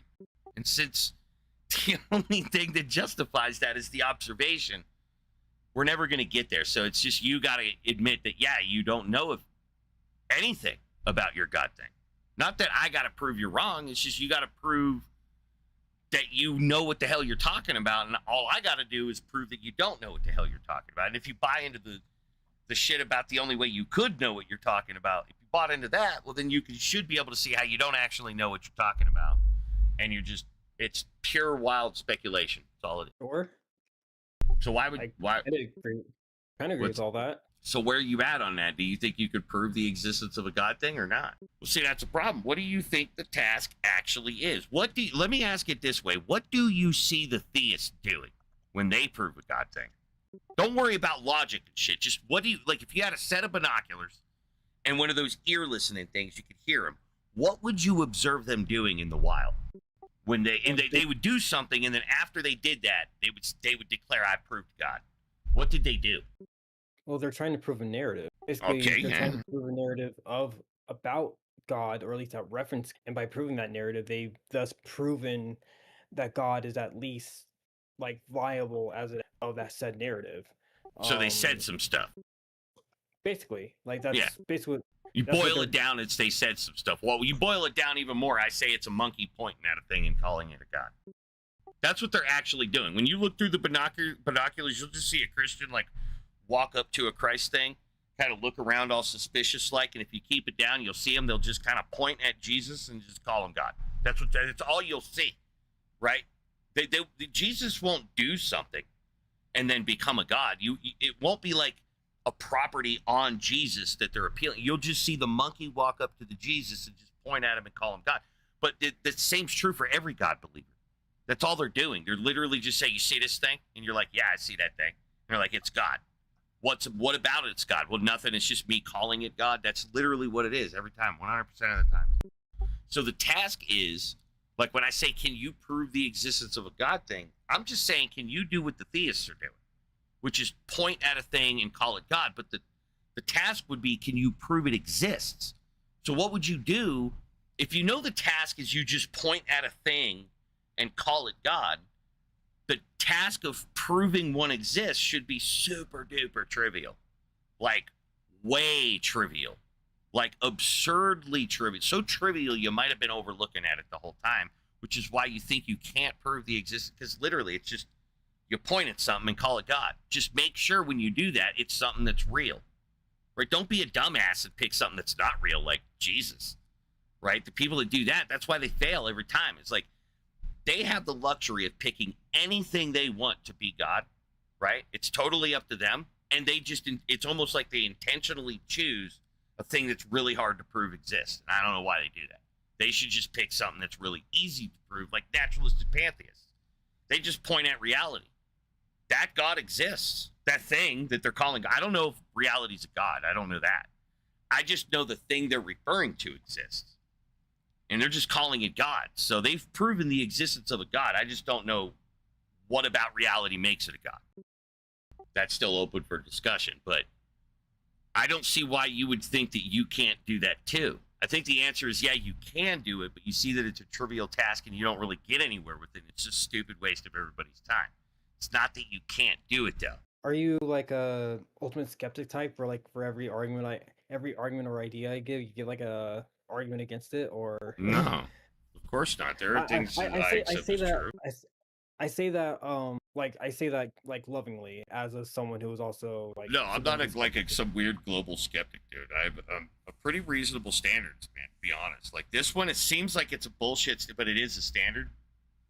But it seems like it's like but it's the same standard you use for a dog, right? The standard I'm forcing you as an interlocutor to adopt here is the same standard I would force you to have with a dog. But I wouldn't like need to twist your arm with the dog. You just willingly do it with a dog, or a candle, or a fart. All these things, you'll just willingly buy into that empirical model. Right? But when it comes to a God thing, well, you're just like, fuck empiricism for some reason. I don't know why. You should always use this kind of, like, again, don't equate experience and empiricism, not necessarily the same thing. I'm an empiricist, so I'm advocating for empiricism right now. I don't know why you wouldn't advocate for empiricism and just say, hey,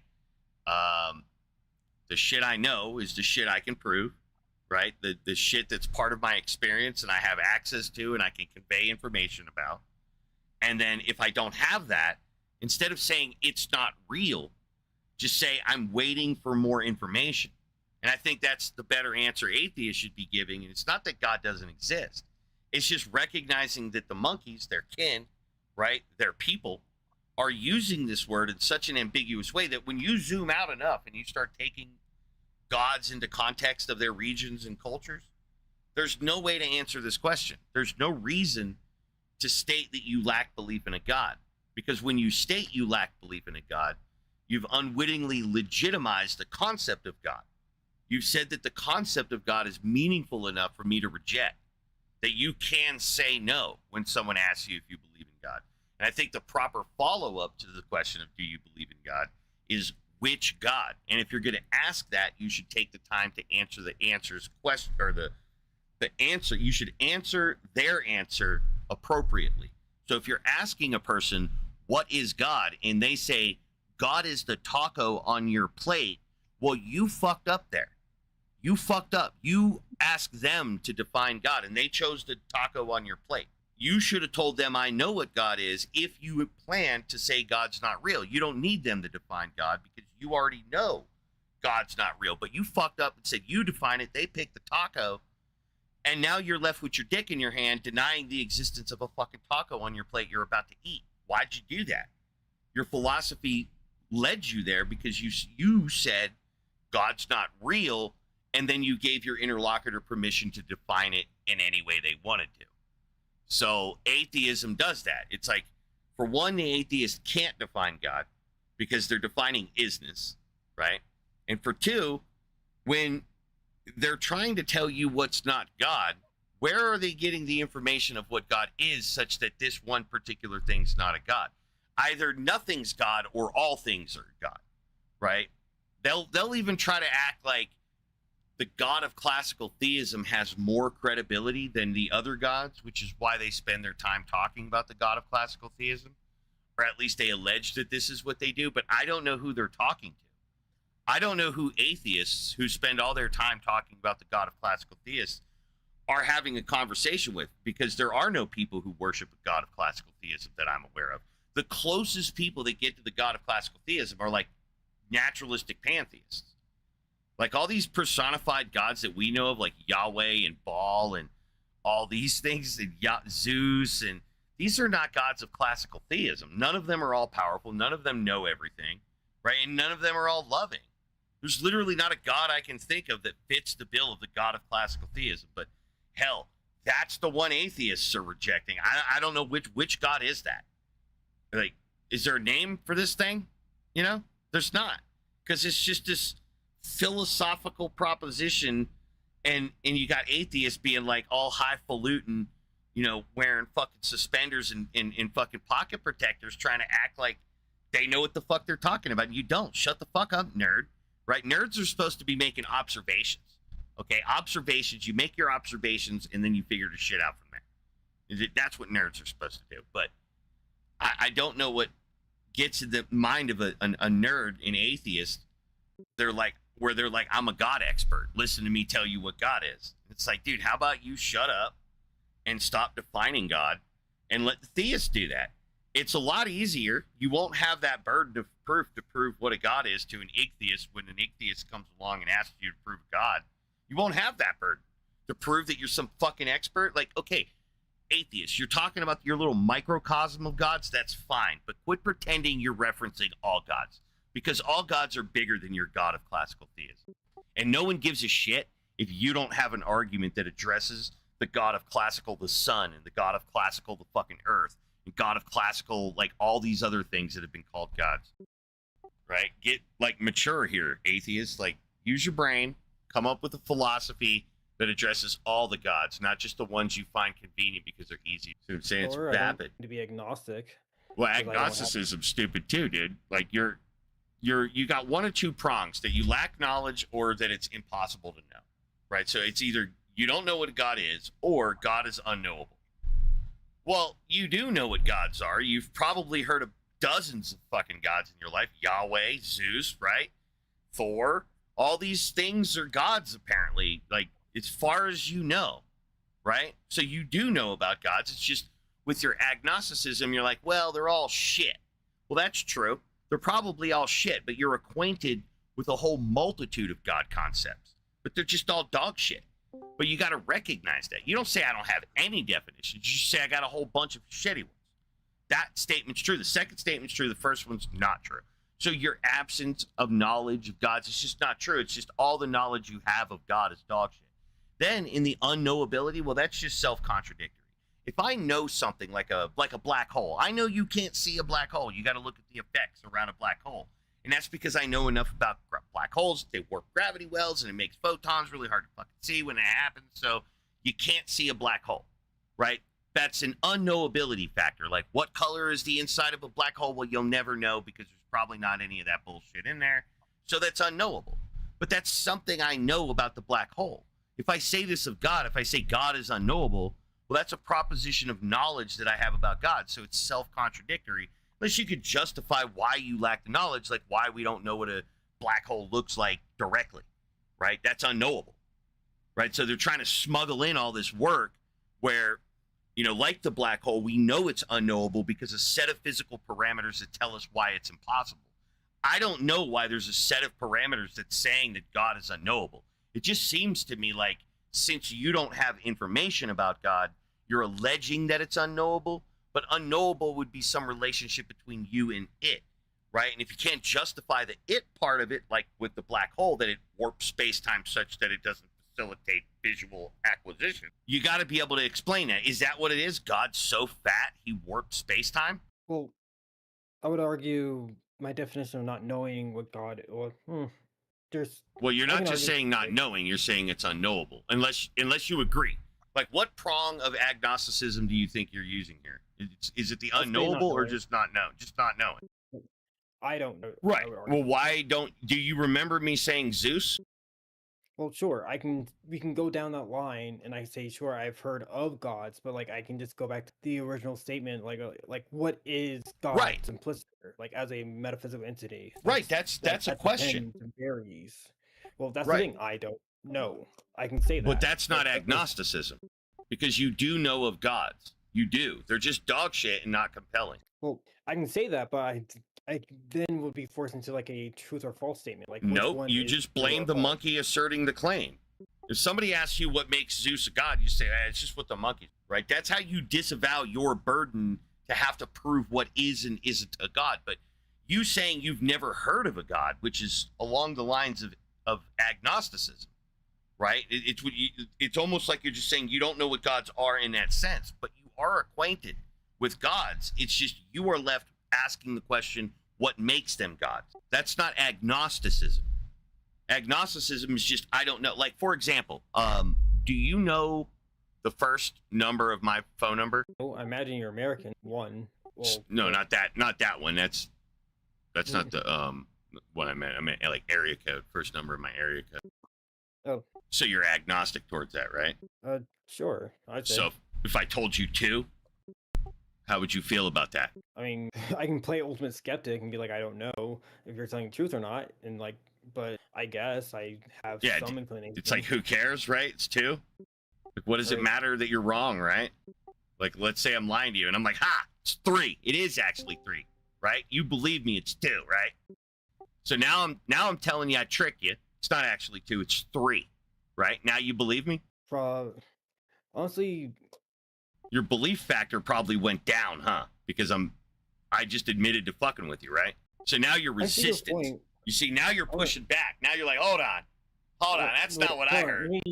Let me explain. Like, it's less I'm resistant and more just like my ability to throw like emotional weight behind it. Well, yeah, like, but I'm showing you the lessons. difference between a lack of knowledge and something else.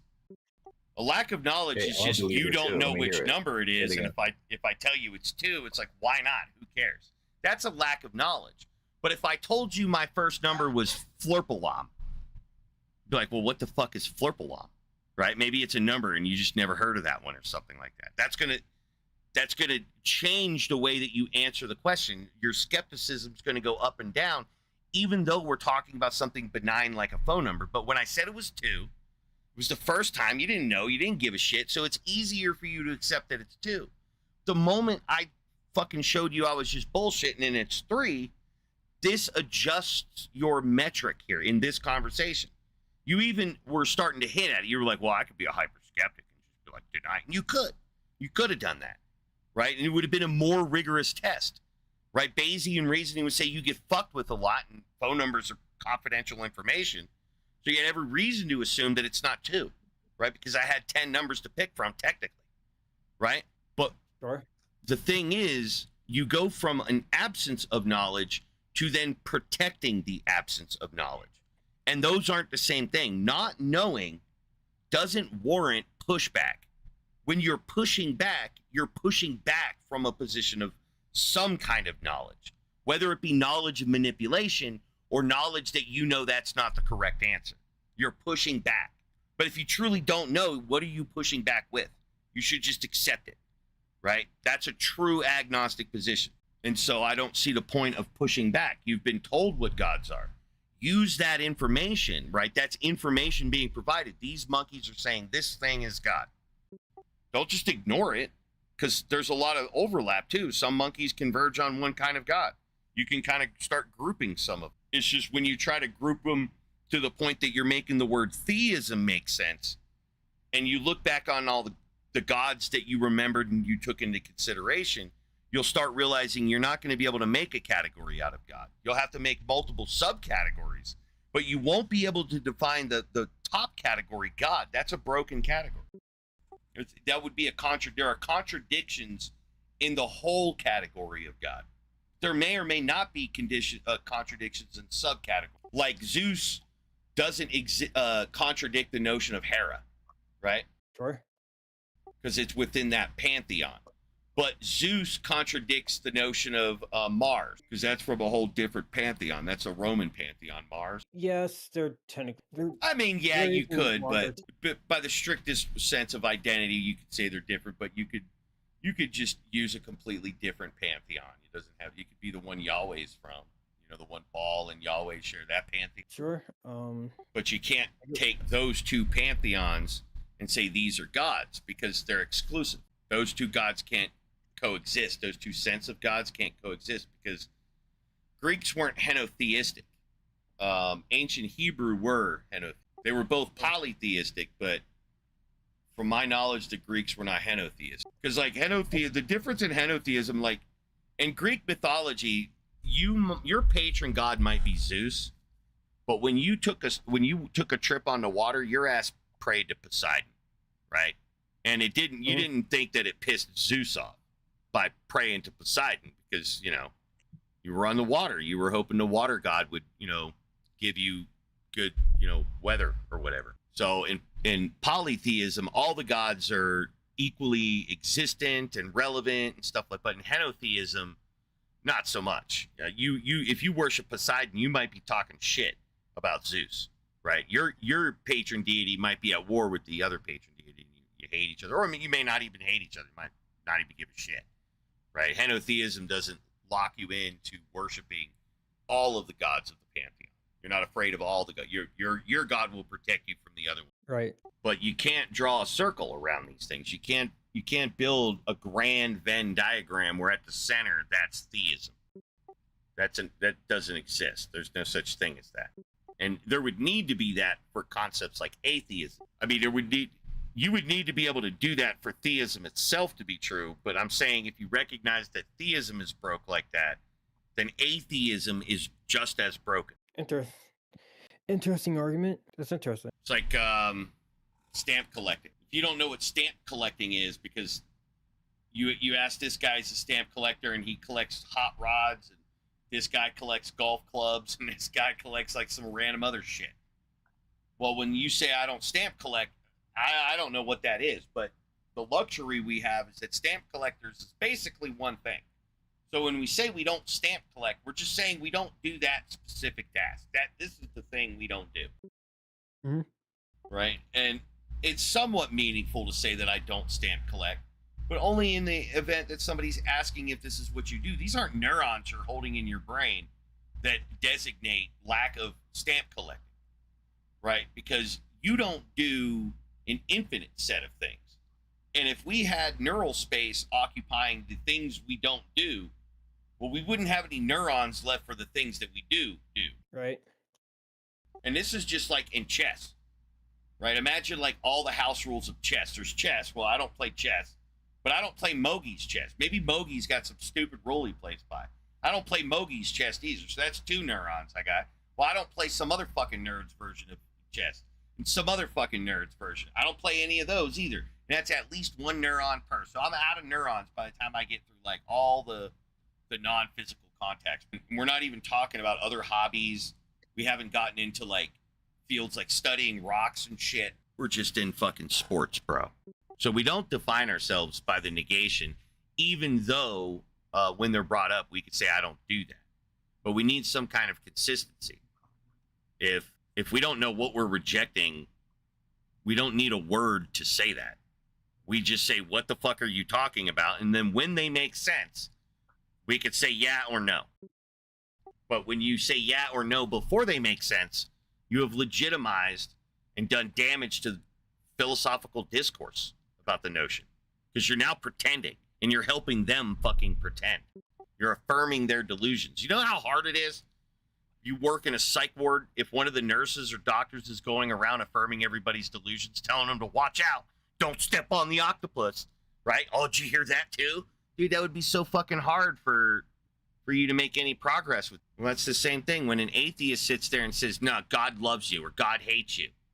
You're affirming their delusions. You're like literally playing with the nonsense they asserted without justification. Why are you doing that for them? They want to play tea, you know? They want to sit down at a table and pretend like they're drinking tea with you, man. That's what the theists are asking you to do, to just sit there and play make-believe. Yeah, I don't disagree. You shouldn't do it. You don't need to do it. Get a better philosophy that allows you to shit on it properly. Because you learn shit there, man. Free your brain up from all that mental baggage and you start thinking in different ways you never thought about. Yeah, I don't disagree. Forgive me, like I said, I'm playing Tekken. This motherfucker just killed my 8-win streak, and now he's win number 2. But what's your background in philosophy?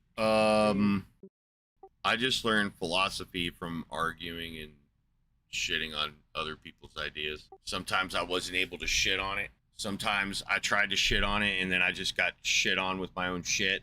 And I just paid attention, like especially when that happens. You try to shit on somebody and it just bounces right back and gets on you. It's just disgusting. So, you know, whenever that happens, I will look at what they do. How'd you do that, right? And I paid attention when that happened. And then I started doing that to people. I believe now I shit on everybody's stuff and nothing splashes back at me. So that's what I believe. But I mean, as far as I know, I could be completely covered in feces right now, and I just have no idea that that's the case, like metaphorically. I mean, when dealing with philosophy, you're almost covered in feces, but that's the fun of it. Well, yeah, but that's what you try to get rid of, is all that extra baggage that holds you down. You know, like one trick I learned is that whenever I'm talking about like science and shit, just blame the nerds. Don't claim that ontology for yourself. Don't pretend that you know the shit's true. You know, just be like, dude, this is what the fucking nerds are saying. And then you immediately absolve yourself from having to prove shit's true. You just put it on the nerds, right? You show them the study that you showed or cite the textbook you read it in or something like that. But why adopt a burden, you know, that you're not prepared to hold, right? That you don't know how to cite your way out of it. It's the best way to do it. Just don't say shit that you can't give citation and get yourself out of the problem that you think you found yourself in. That's what facts and evidence do for you. So if you just don't say shit out loud that you don't have facts and evidence, your job's fucking super easy. And if that means that you have to abandon a bunch of philosophies because you really don't know them, just fucking get rid of them. You think your brain's gonna like fucking shrink or something? You just fill it up with other shit. There's always something out there to learn, you know. We all learn all the time.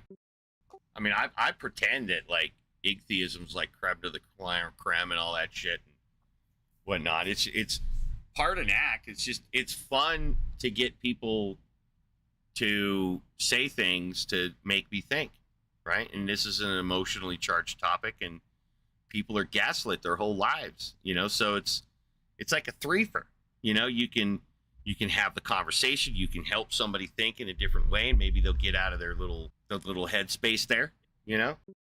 And then you know, we get our catharsis. So, you know, it hurts, you know, at first, I guess, but you know, I've been asked, you know, like, well, why do you go around destroying people's fucking fun? Just get rid of your belief and you'll see. It's fun to help someone get out of that shit. Like a lot of the times it's toxic as fuck because they don't want to get out of it. They love their, you know, spirit juice and shit. But when you get them out and they're like, oh shit, and you see their world just crack around them and shit, and they make progress with your brain. It's interesting. It's cool. It's cool to see. You know, you helped out one brain. They were stuck in a rut, and you said some shit, and it got them thinking. Theism is obviously a rut. It's a big fucking rut. Yeah, I don't really get joy from getting people out of. Yeah, that's what you do. You learn shit, and you apply that to getting people help. Because you ask, like, where did I learn philosophy? I learned philosophy from arguing with people. They're the ones going out reading all the books and shit, right? And they package all that up into their personal philosophy. They come into a room like this, they say it out loud, and you just fuck with it, man. You just try to logic your way through it, see if it's right or wrong. There's no real harm in that. The only harm that there is in that is from the cultural gaslighting people have, where they've put too much importance on an idea. You know, like their Christianity or something. I didn't do that to them, though. Their parents did that to them. I'm just playing with fucking ideas, right? But if there's a problem with unfucking someone's brain damage like that, don't put that shit on me. If you think, you know, these people are traumatized and they need this and shit because they've been beaten down by their culture, don't put any of that shit on me. I didn't do any of that shit. I'm just telling people that they're wrong, and here's X, Y, and Z reason that you're fucking. But it's not my fault that they get triggered and all butthurt. They should have had a better philosophy. They should have parents that looked out for them and taught them better memetics, so that when they run into people like me, they could shit on me, and then I get to be the one who learns shit or suffer cognitive dissonance. Right. No, that's typically what most philosophers did for human history. Like, good on you for doing the old-fashioned way. God damn it, I lost. Yeah, I'm an anti-nerd, bro. I ain't a nerd. I'm an anti-nerd. Like, I nerd, but it's different. Yeah, big nerd is. Do you like have the qualification to be a nerd? I'm a nerd about music. I fucking. I'm a nerd about music. What do you mean you know about music? Well, I'm saying I'm a nerd about music. What does that mean? I know a fair bit about music theory. So is it 433 hertz or 427? Depends On what, the tempo? Whatever you feel like. Yeah, but you have all this knowledge you say you have, and I've heard none. You're not asking the right question. I said it. You asked me, is it one or the other? Like, it depends. Like, it can be both. Well, that's what I mean. You say you have credentials to be a nerd. Yeah, no explanation. Just music. I'm a nerd about music. No context. Well, because the question you're asking is kind of silly. Like, is it one or the other? Like, neither. Neither are true. Drum and bass, like break beats, like what do you mean? You're asking about to tune that to A4 on a piano. Right. The problem with that is that everything is relative to ratios, and that music theory at its core more of a description as opposed to a prescription or even like normative. So I can really say that there are no rules, and that it's all just describing phenomenon and why it sounds. So, So like, when you ask me, is it 144 or the other frequency you gave? I can't remember right now. Like, you're asking the wrong question because it doesn't have to be either or. Can it be both simultaneously? Yes, it can be both. Admittedly, I don't know of any songs that use, but I'm sure if I insert new experience here. I mean, I'd be down to go. You might have to take like two songs that you can blend together, right? That can merge together, but like play each one and flip flop it. That actually would be, depending on the frequency, they do overlap, and so there Right. is a way to do it. I think Adam Neely actually how there was like a tonal difference in A44 between like A flat and B sharp. Yeah, A flat and G sharp, but only like at a specific interval. I'm getting my ass beat because I'm talking about music theory and not playing Tekken. Yep. You're a man. One thing at a time, sir. I feel like I could have been a pretty good nerd. Maybe I'm a nerd about like the ocean and Florida man shit. I've just always wanted to know what shit is, and I think I just got butthurt over the years because it's just like we don't fucking. Right, and then what would you do with that truck full of shit, though? You know, if you had actually learned. I don't know. It's just my own personal meaning to reality. You know, I ain't a theotard, but it is weird. Like fucking reality. Like holy shit, it's fucking crazy. Like just look at it. All right, Zachary, bring it. Man, this nerd can't prove shit. Why are these people like this, man? They're new to the technology. Like their mom and dad just let them finally get a phone, so they're trying to figure it out. You know, like baby babble. Zachary, push the button. Is he an initiate? Let's see here. No, this nerd is a fucking ambassador. Yeah, he's a level 4. Wow. I'm just a Logan. He's up there. Everyone in the world on YouTube saw him be a little bitch. Holy crap! Just like Andrew Tate. Yo, did you see Andrew Tate drop that phone? Did you see him in his shoes, bro? Dude, that outfit, man. His pantaloons. His pantaloons. Dude thinks he's so manly he could dress like a girl and get away. He stole Blanche's outfit from freaking the Golden Girls. Yep. The Golden Girls, Steve, man. Fucking copycat. Is that music theory also like game theory as in video game theory, or game theory as in dealing with sets? Sets, more. Yes. Many people would hate that you said that, though. Yeah, I got that drift last time I talked to some people about game theory and music theory. They're a little different. I do get where I'll say like this. There's a game theory in yeah, but have you ever played Egyptian Rats? So it's like a technical card game, and all your numbered cards, like 2 through 9, or 2 through 10, excuse me, they're just numbers. They don't count for anything. But when you lay down a jack, your opponent has one opportunity to throw a face card or an ace, and so like jacks are 1, queens are 2, kings are 3, and aces are 4.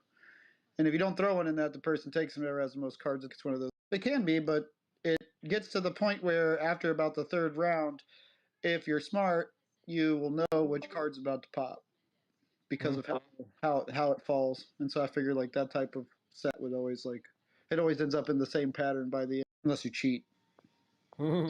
Shuffle. If you don't shuffle, it does. But that's the point. You're not supposed to shuffle. It's called Egyptian Rat.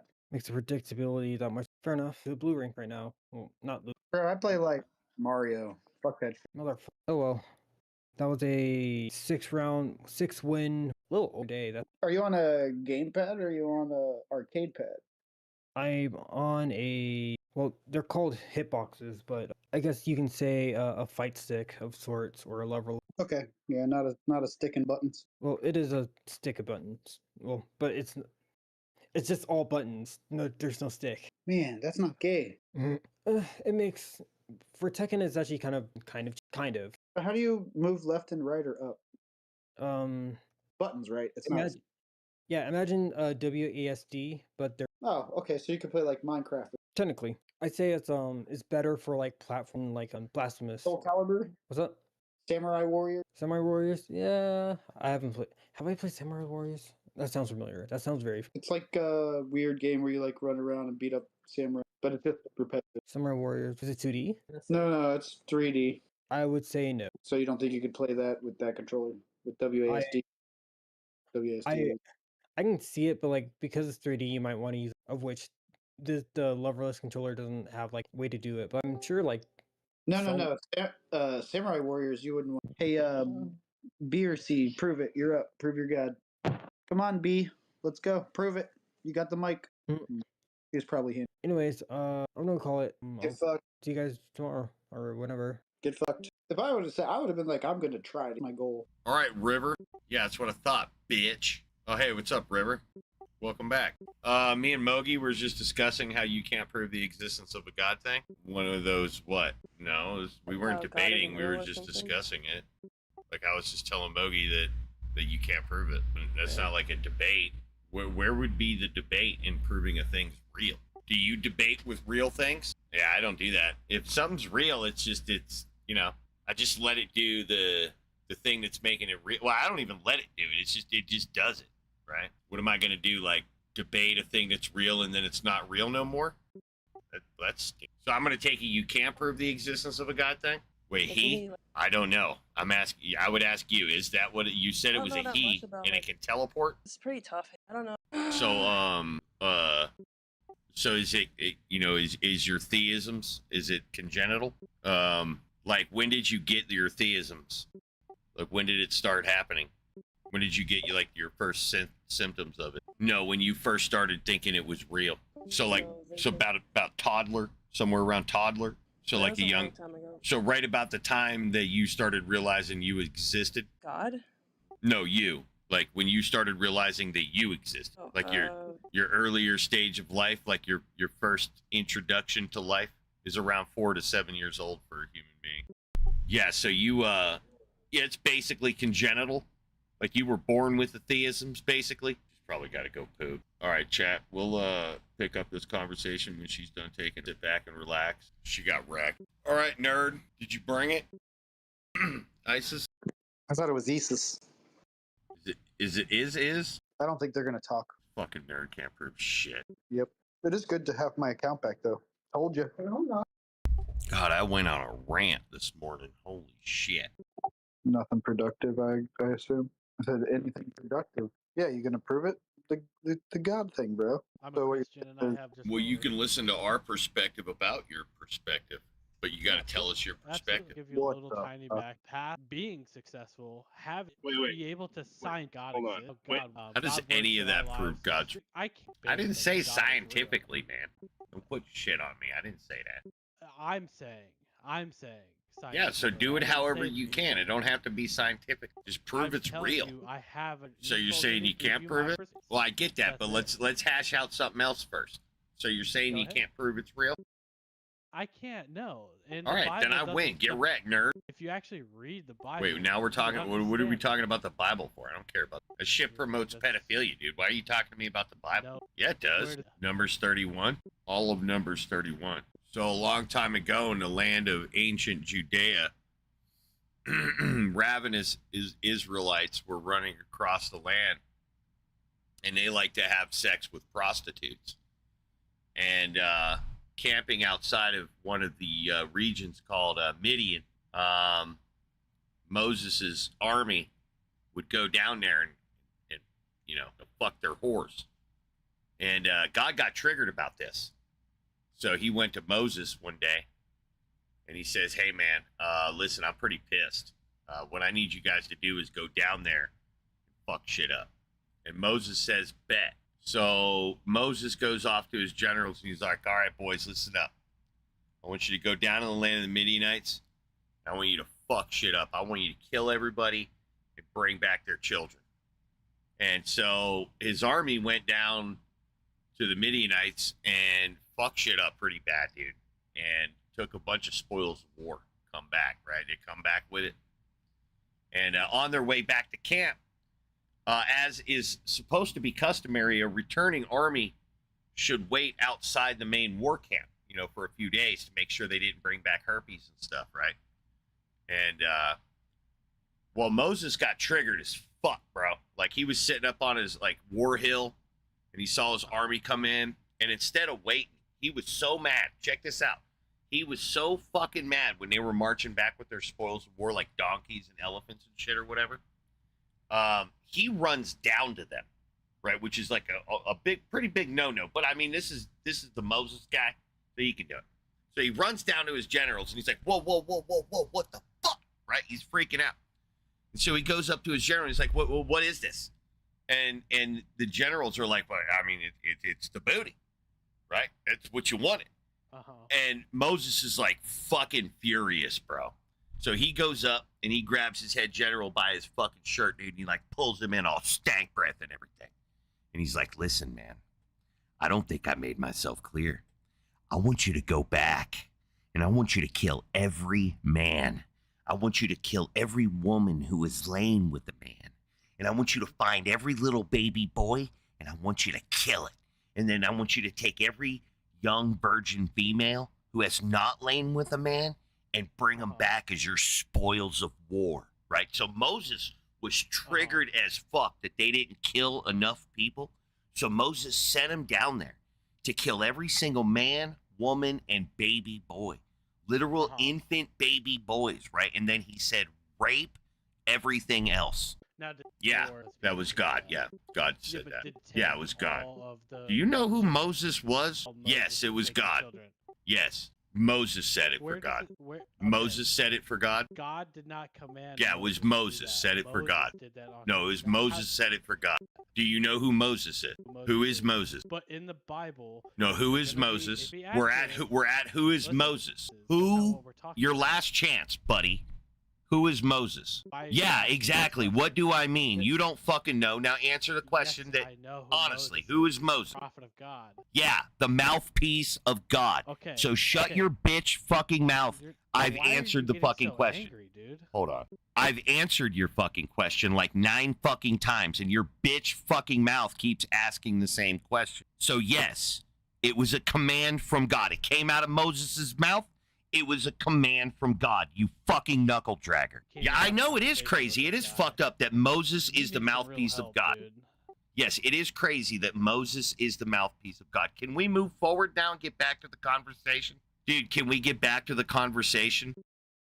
I'll give you time. I'll let that mute sit until you've calmed down and we can get back to the conversation. Hopefully you're getting it out of your system and we can get back to the conversation. So now that your question's been answered, did God say that? The answer is yes, God said that. Okay, so I'm just going to leave you muted since you think we can hear you. I'll let you figure it out, King Wizard. Fucking idiot. Yeah, God said it. He used Moses's fucking mouth to say it.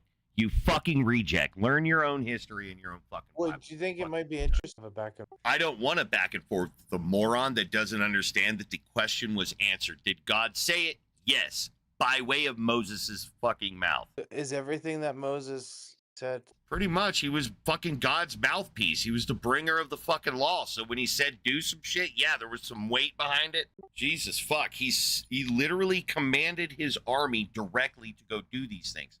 This is God's chosen army. Fucking knuckle dragger. How do you guys not know this shit? If I had like potatoes and like half rotten carrots, I'd be throwing them at you and shouting shame. Was there anything that Moses not endorsed by God, or? Bro, I don't need to have that conversation because this is a direct command from Moses to eliminate the Midianites because God said so. Take your dumb ass to Numbers 31 and read the first fucking sentence. What's it say? What's it say? What's the first fucking sentence, buddy? Oh, what's the matter? We don't want to read the actual verses? Aw. Fucking pussy. Read it. What's the matter? You don't want to read it? You don't want to read what the first fucking sentence is? This is why it helps to read it. That's why I said Numbers 31. That was hopefully you would fucking open your stupid fucking book. Fucking read it. Numbers 31. God said to Moses, go fucking avenge me. You fucking idiot fucks. Wonder why I'm toxic? You're a fucking idiot. You're in here promoting a book that promotes pedophilia.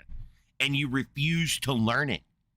You refuse to fucking read it. How am I supposed to show you how your book promotes pedophilia if your dumb ass can't fucking read one fucking sentence? So fucking stupid, dude. Gotta put up with this dumb shit just to have a fucking conversation, man. It's toxic as fuck. Like, why can't you, if you're gonna go around demanding that people fucking take you seriously, know your fucking shit. This is literally chapter 4. In a real book standard, it's chapter 4. right? Let's be real. It's the 4th book of the Old Testament. Your ass, like, you don't, there's no excuse. I told you where to read it. Numbers 31. Why did your dumb ass not start with the first fucking sentence? Question answered. Yeah, it was God's command to Moses, and Moses was doing as he's told. So when Moses says, go rape all those 32,000 children, that's God commanding Moses to command his army to rape little girls. Knuckle dragger. Like, seriously, shame, shame, shame, shame, shame. So yeah, that's how the Bible promotes pedophilia. So I mean, dude, like, if you want to talk to me about how your book promotes pedophilia, we can, or we could just move on. I suggest we just move on and not even talk about that filthy fucking tome. It's like filled with dicks and semen and raping people. It's fucking absolutely horrible. They should make a scene by scene movie of that fucking book so you guys can see it, right? So you guys can understand what the fuck's being said. So you guys, what do you think happens when you open up the Bible? Like, holy light comes flying out of it, and it's just all about, like, fucking hummingbirds and butterflies and shit? Fucking read it. Literally teaches you how to bludgeon children to death with big fucking rocks. People are fucking dense. Read your trash fucking pedo tome before going around telling people that it's valuable information. It's trash. It literally has no function. You can't smoke it because the paper's got fucking ink on it. You can't wipe your ass with it because it's not fucking quilted. It's trash. It's it. It's good for burning a fucking fire with. That's it. Fucking lame ass, fucking rape-filled fucking shit. And I gotta listen to people tell me, I can only be fucking moral if I read this stupid, filthy ass book from the Bronze Age. Eat a fucking dick. You gonna settle down, King? Get back on topic, or are you just gonna be spurging when I unmute your microphone? Let's see. Let's find chance number 5. So yeah, there it is. Numbers 31. Yes, God said that shit. Can we move forward now? Wow, you're so fucking stupid. You're so fucking stupid, dude. Holy fucking shit. Well, no, that's the problem is you would have to download that movie off of the fucking dark web. For real. You would be arrested for having that because it would be the most graphic fucking violence you would ever see. Like, people don't get it. Like, Richard Dawkins was not fucking around in chapter 2 of God.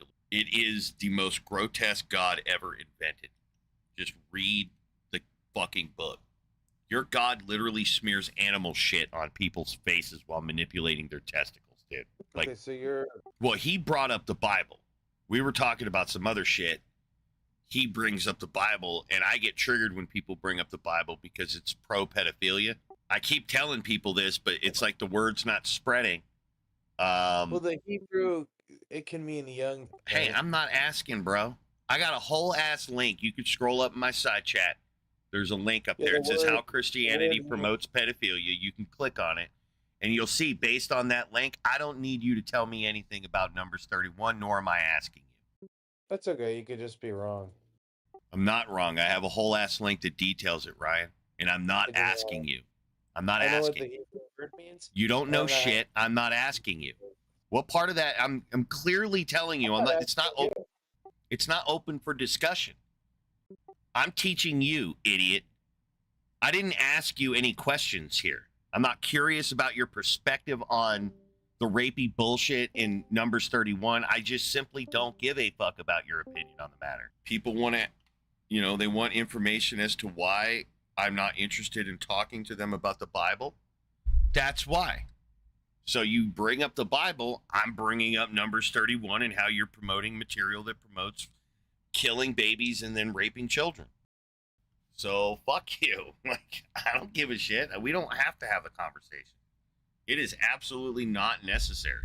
Like, it's funny these turds think that like I'm gonna fight to have a conversation with somebody who's You're a tyrant defending who's that just shit. mutes No, people you could to just try to go against an There's no tyranny. Just leave, idiot. Just go fuck yourself. There's no tyranny. I have no control over you outside this. I'm just trying to tell you, I'm not looking for any kind of pushback on that. I'm of the opinion and conviction that the Bible promotes pedophilia. You seem to not care about that, and so we're just at an impasse. I don't need to have a conversation with you at all. I'm not going to engage with you. You're spurging out and like, look at you. You're freaking out, man. Why would I have a conversation with you? Why would I unmute the cacophony of nonsense? Like I told you like 6 times in a row, I don't care, and then what'd you do? Basically told me to go fuck myself in my own chat room, and you're gonna say it anyway. Like, no, you're not gonna say it anyway, and I had to physically mute your dumb ass to show you that that's the case. So, I mean, you could keep spurging. If it makes you feel better, keep spurging. Oh, is this guy still talking? Here, look. Like, no means no, idiot. Chat, sometimes they do this. They'll, what he's doing, he's like, normally it makes like a little, so he's throwing a little toddler temper tantrum thinking that he's like being annoying and making like all this racket. But what he doesn't know is that I put it on streamer and freak out like this. So it's just funny watching him exit and enter the room because he's literally doing that little kid thing, like stomping your feet, making all kinds of noise and like yelling, you know, like little kid temper tantrum. It's cute. I love it. Yeah, I tried to tell you, man. I wasn't interested in like some weird chat rapist. You just kept groping me. And I was just like, nah, man. You kept being like, oh, but I want to disagree. And I was telling you, I don't want disagreement on that. There's no disagreement on that part. I'm not going to hear anything to the contrary of how that shit don't promote pedophilia. I'm not interested in listening to some shitbag gaslight me on how obvious pedophilia isn't pedophilia. Because, you know, here at the end of the day, I'm going to say it. I'm going to say it out loud. Look, killing a baby is worse than, you know, doing the other thing with the baby. But killing a baby is worse than it. And while you're quibbling over whether or not the Bible is promoting fucking a child here, the verse right before it, because that's Numbers 31:18. The verse Numbers 31:17 says, kill all the baby boys, which is objectively, in my opinion, the more morally repugnant thing to do. So while you're flipping your little shit over the fact that your book or that book promotes pedophilia, it directly says kill little babies. So I don't give a shit about your infantile fucking brain incapable of understanding how I don't give a shit about hearing you justify the pedophilia in the Bible. Not interested. No means no. That's what it says. I didn't put it in there. Not my fault. Don't give a shit if it hurts your feelings. Stop worshiping a fucking religion that promotes pedophilia. It's the only thing I can recommend because I have zero wiggle room. It literally is not hard. You can just rip that whole Old Testament right the fuck. You could rip the New Testament. You could burn the whole fucking thing. Keep what you like and burn the rest. These fucking idiots not understanding that simple fucking fact. 4,000 years after the fact are sitting here having to justify child sex. All you got to do is get a big fucking eraser. Bro, I'm on YouTube Live. Bro, I'm talking to the world right now, Win. That's why I'm saying I don't need that nerd. He's just giving me something to talk about. He's giving me something to rant about. Like, look how these filthy fucking animals act, right? These fucking, dude, like, we're savages. We're all savages. We're barely out of the fucking trees, okay? Like, geologically speaking. We can still climb around in trees like monkeys. We're still pretty decent at it. We parkour and shit. You know, we're losing it with the feet. The feet are, you know, getting shitty for trees, but we still got the thumbs. We could still brachiate. I mean, dude, we're a bunch of fucking ground monkeys. There ain't no way the human is a better monkey than, well, tree climbing monkey than any other monkey. There's no way. Every other monkey is just better. Our muscle density and shit just sucks compared to all the other. Oh, you got muted because you started like chewing on my fucking steak, bro. Yeah, I thought you were on occasion there's people that come in here and themselves. I thought that's what. That half of that was, I forgot I muted you. Yeah, no problem. And you keep changing your fucking name, dude. I'll probably keep it like this for a long time. Yeah, I mean, do whatever you want. I'll figure it out. But I mean, you get some crossfire and shit going on here. So it's not a problem. Not a problem. All right, Apollo. Let's go. Let's see what you got. Come on, let's go, nerd. You got a name like Apollo, and you got nothing. Are you shitting me, dude? Wow. Wizard, you gonna behave, man? Are you better? I don't want to have to moderate, dude. I seem to remember something different. It's not. It's the way you're doing it. It's the way you're. I promise you, it's the way you're doing it. And if you keep And if you keep doing it, you're just going to keep getting moderated like that. You're in the guest rooms, jackass. Like, what is he doing? Oh, I don't understand that. Like, why would you come here and just start crying? Bro, guest rooms. If you look here, let's try it again. Let's try it. Hold on. Don't freak out. You are in the guest room section. If you want the rules and rights that you, it's just like, what a fucking dumb, like, the funny thing is, here's the funny thing, chat. All of my, like, mod powers only work in my specific one small channel. As soon as you leave my channel and go to another channel, you get my moderation. It's just to control my own home environment here. And these guys come in here and freak out like that because they have some constitutional right or something, I guess. It's like, dude, man, that's just crazy. Nothing, just some guy who doesn't know how to use Discord. He's in the guest room section. On this particular server, there's a section called guest room. And in that section, like, we get to moderate basically any way we want, right? As long as it's consistent with TOS. And they kind of do it because, you know, I mean, all of us in our section in the guest room, we're characters. You know, we got our own themes and shit going on. You know, each room's got its own theme. And, you know, Like we're free. different boss battles. Yeah, we just do our own things, and we can moderate however we want, and we do. You know, we heavily moderate in the guest room section. And then in the other sections, it ain't like that, right? Like, you don't just get muted. You can be a douche and interrupt conversations, and it's chaos out there. It's a goddamn wasteland, okay? It's like fucking Mad Max. It's horrible. So I just stay in here, minding my own business. You know, I don't go room to room annoying people. And yeah, there's room hoppers and shit, and they kind of get lost. They don't know where they're at. And they come into these rooms and they get like 3 seconds into a troll, get muted, and they freak out. You know, they get mad that they don't get to annoy people and shit. Well, that guy, you know, I don't think he was just a troll. He was just triggered that his book promotes pedophilia, and I delivered the message in such a abrasive manner that his, like, sensibilities couldn't handle it. Yeah, that's what that is. Now, if you guys want, we can talk about whether I feel bad for doing that and get into the ethics of all that. I'm telling you, it's because I fucking hate when people bring up the Bible, like, especially if I'm enjoying a philosophical conversation and then someone just, like, goes to the Bible. Because you could think about it like I'm brain damaged, I guess. Just think about it like that, if that helps people understand it. Like, whenever I hear about the Bible, I only think about the horrible shit, right? So it just kind of, it affects people be talking about it in this positive light, and I'm just like cringing hard. Yeah, but what about this one time this super controversial book said something I agree with?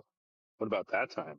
True. I actually can't think of, I mean, I guess the Quran is kind of the same way. Not as bad, though, maybe. At least not as prevalent in discourse. Because you're right, people will just, they'll start losing a philosophical argument, and then they'll just bring up the Bible. Oh, but the Bible is okay, and? So you're streaming, or what? Yeah. Nice. I'm half paying attention. I am editing. I want to know why so many people have a problem with even people like Ryan, that guy who was in here a minute ago. I know him, and he's not Christian, but I don't really get why people want to defend that so badly, like so badly. It's so important to them that pedophilia isn't in the Bible, even if they're not Christian. Like, it doesn't matter if they're Christian or not. Yeah, it's wild because here in the United States, up until like 1920 or something like that, I think 12 years old for marriage. I'd have Even to like now in some states it's like 16, right? I don't know if it's that low. I think that's, yeah, it might be, but it wasn't that long ago that even here in the United States you could get married to a significant person. And the farther you go back in time, the looser that gets. It doesn't get to the point that like it gets so young. I think throughout time we've known that young is young, but still our sensibilities of what young is today is a lot different. For them to like freak out that any group of people from 4000 BC didn't participate in just this absolute grotesque behavior is crazy. And what I love sealing the deal with those kinds of conversations on is reminding them that murdering a baby is worse than the other thing. Graphically in our heads, the other one seems worse, right? The other one, and murdering seems the least of the two for some people. But I think most people should be able to rationalize that dying is worse than most any other thing. So that's why I put murdering a baby at the top. So they could quibble about whether it says anything about taking a child as a concubine. Because right before it says murder babies. So, like, what are you really defending? Yeah, I don't know if I can agree with that. Like, is murder the worst crime above all other crimes? What would you rather have done to you? Would you rather be raped or murdered? I mean, people sacrifice their lives for things. Yeah, true. But Like, what would they you give up rather their have done? lives. Would you rather be raped or murdered, dude? Personally, I'd rather be raped. I think. Yeah, I think that's probably the answer most people give. It's because we say to ourselves, well, if it ain't that bad, I can get over it. And I can live a life, right? You're still going to be, all fucked in the head and shit, dude. But at least you'll have a life, right? So... I don't think rape would fuck with me as much as it would other people, though. So I don't think it's a fair. And who knows? I'm not a fair person to ask that question. Yeah, you never know until like it happens, and in their own way usually gets through it. I mean, but some people, they can't get over it. I was like sexually abused. Yeah, it's all on a sliding scale. I don't know. But yeah, I mean they are spending all this energy trying to defend that it doesn't say that you could take a child as a concubine, completely oblivious to the fact that murdering babies is the line right. So whether or not you put one higher than the other, whichever one you put higher, you know that the other one isn't much lower, right? And that's kind of the point, right? Is that whether you can't reconcile it in your brain, you can be rest assured that regardless, both of them are the most horrific acts that you could do. And there they are, right fucking next to each other in Numbers 30. Eat a fucking dick to anybody who reads the Bible. Which verse is the one that is the murdering, and which one is the raping? 31:17 is murder. 31:18 is concubine. Oh, literally right next to each other. Yeah, right next to each other. That's what I'm saying. It's like, let's just say in some parallel universe, you somehow show me that didn't say anything about taking them as concubines. What about the line right? Is it still moral? Right? Because that's what I mean. It's like all that energy they're putting in that one when the other is sitting right there looking him in the face. It's like, okay, well, it says you can't rape them. What about murdering them? It says it right there. Kill every baby boy. Let's see you get all ambiguous with that. Let's go to the Hebrew on that one. Well, I mean, I see people getting caught up in the nuance of stuff like that all the time, not just with this, but with other things. I think it's an ego thing, probably, mostly, mixed with like just a need to be right, need to be correct or feel correct. I think maybe for like some of them, but I think for most people it's incredulity because they honestly are like basically coming in contact with the first time. It's the first time they've ever heard it. I think most people, it's just the first time they've ever, I mean, they've heard people say poo-poo negative things about the Bible, but to hear somebody put it so graphically, it's probably their first time and they don't know how to handle it. So it's that instant knee-jerk reaction. And like I said, I deliver it with such a toxic tone and a venomous vitriol to my mouth, right? Like I make it hurt. I make it sting, right? Because it stings me when they bring it up. When they bring up that Bible, it hurts. It stings because it's got Numbers 31, 17, and 18. But yeah, like basically everybody back then did this shit. So yeah, why even freak out at all anyway? It's not like it doesn't say like happy are those who dash little ones against the stone, toxic. Like if you guys ever really thought about like Sodom and Gomorrah and just the ridiculousness of two angels go to Lot, and on their journey through the village, these are death angels of fiery destruction. Okay, these aren't just like some little like bitch angels you might be thinking of that just like play harps or some shit. These are battle tested angels of pure fiery destruction and death. Okay, that's what these things are. Okay, anyway, they're going, two of these things, two of them. You only need one to take out whole regions. But anyway, two of them were going into this city and immediately got threatened by rape. Okay, this village was so fucking bad that it was that bad that they were so horny. And it, like, I'm asking you to believe that there was a village out there ever at any point where they were so horny in that town that when two nearly omnipotent divine entities of pure fiery wrath and angel destruction, of fierceness and fury, were threatened by rape by ground monkeys, right? The level of stupidity that the best man, the best villager, the most pure of them sacrificed his own fucking daughter to be raped instead of, listen, he offered his own human ground monkey daughter to be raped by an entire village of people, an entire gang banging his daughter, okay?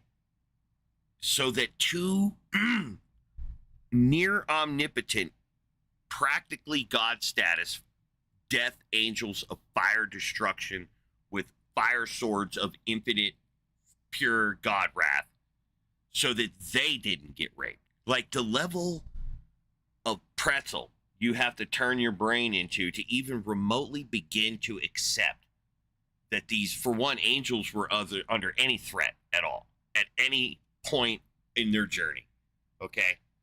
And then to think that a good man worth sending two fire death angels of pure destruction of God energy to save this man because he's so fucking good, that he would throw, that good guy would throw his daughter to be gang raped by an entire village of human. It's just absolute insanity.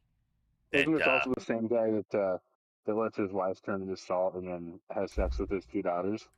Yeah, same story, same exact. It's literally the same encounter. Yeah, the fire angels of death, destruction of max power level fire swords of infinity destruction are the ones who turn the entire village into destruction, fire, death, pillar of hell. And well, God was the one that did the salt, but the two fire death angels with infinite power swords, like you have to really be a child to believe this shit. When I finally read the Bible all the way through on my own, as a young adult, I think I was 18 or 19. One of the most impactful things that really made me question my faith was the part in Judges. I think it's Second Judges, chapter 6 or 7, where God's chosen people are like stuck up inside a city, right? And Elijah's out here doing his thing, fucking off. He doesn't care. God doesn't care. Nobody cares about these people. They're getting assaulted, I think, by the Canaanites or something, and they've been under siege for so long that they've run out of. And there's these two ladies that agree to eat each other's babies, and they start with the one, and they eat the one baby, and then they go to eat the other baby because that was the agreed upon thing. And the mom of the other baby is like, no, you can't eat my baby. I'm full. I don't need to eat anymore. Like, you can't eat my baby. And so they call the king over, and the king is like, I don't know what to do. I'm gonna go ask Elijah. And he goes ask Elijah, and Elijah doesn't fucking do anything. And it's like, what the fuck is going on? Dude, that book, that's what I mean, man. If we made a scene by scene movie, we would be arrested. In production. We'd be fucking arrested. Well, I mean, I wouldn't even try to make fucking shit like that. But yeah, if they ever did try to make a movie Bible book that actually was biblically accurate, no way. They would get it like immediately. I wish we could legally do that. Like when a Christian starts running their mouth off about morals and ethics and then points at the Bible, we should be able to force them down and put them in a private booth only they can see, and it pulls all that shit up like the AI shows it to them. And they come out all traumatized and shit, and it's like, yeah, that's what happened to us. Fucking dick. Why do you think we hate the shit? And then they come out all asshole. They're a dick now, right? They're a bunch of assholes about it. They're all talking shit about all the bad things they fucking read. They're no longer asking stupid questions about like, oh, why do you hate the Bible? Like, just fucking read it. Your God smears poop on people's faces. Do I need to say more? Your God teaches women how to have abortions. And that's what Yeah. all these anti-abortion people. It's like this is how you literally stick a hanger up yourself and get rid of it. Or like this is how you. I think in the Bible it's actually they just drink a poison like a toxin. Well, it's a curse. This is It's how a you mix the punishment. toxin, and this is how you drink the toxin, and it gets rid of the. Well, if you cheated, if you didn't cheat and that's actually your husband's baby, then the magic shit water potion doesn't cause your abdomen to swell, your thigh to rot. Right, because there's no baby in that. Right. No, you have a baby. You're pregnant. It's a It's a magic potion. So it's called Test of the Unfaithful Wife. So the idea is you mix the magic shit water potion, and if she cheated, then her shit would get all fucked up. But if she did not cheat, then she will be absolved. It'll be proof that that is your baby. It don't matter if you're white and the baby's black. If she does not die from drinking that potion, that's your baby. That's what it totally says. Normal thing to do. Yeah, that's what it says. That's what these people, when they fucking talk about morals and then point at the Bible, that is the shit they are citing. And like when you read it, to us it sounds ridiculous. But if you're a Bronze Age, right? Like if you're living in like 4,000, 2,000 BC, right? You'll believe that kind of shit. You'll have no reason not to believe any of that kind of shit. But yeah, it's wild. It is wild. You know, like if you ever seen that movie Battlefield Earth, the L. Ron Hubbard shit? Remember that little like learning device? Man, we should be able to put in that and like make them learn, or like the Neo device, like jack them into the construct and just upload Bible into their brains. You know, they unjack it and then they'll throw up, right? And it won't be because they were jacked in. It'll be because they realized what the fuck we were saying the whole goddamn time about how it's. One thing I've always questioned is why they include the Songs of Solomon in the Bible. Like, what is that supposed to teach the Christian? That it's okay to lust after another woman's wife? Or I don't know. Dude, what was the one where the punishment was that they were going to have your wife be fucked in front of everybody? Was that New Testament? No, that was definitely Old Testament. I forget what. Oh, if she disobeys you, right? Like it's a. No, it was a punishment to like a king or a prince. Hold on. Was it 2 Samuel where Prophet Nathan tells King David that God will punish him for his actions with Bathsheba and Uriah? Oh yeah, because he cheated on his wife. Yeah. I will take your wives before your eyes and give them to your neighbor, and he shall lie with your wives in sight of the sun, or like broad daylight publicly. So yeah, he'll have your neighbors fuck your wife. Like, this is the trash that's in that book. Like, there's no reason that little kids need access to this shit right here. And that's what they want, though. They want that book at the library. You know, can you imagine some blue-haired libtard elementary school teacher teaching 2 Samuel in class as part of the Bible study? Can you imagine the amount of head explosion that would happen by the conservative right?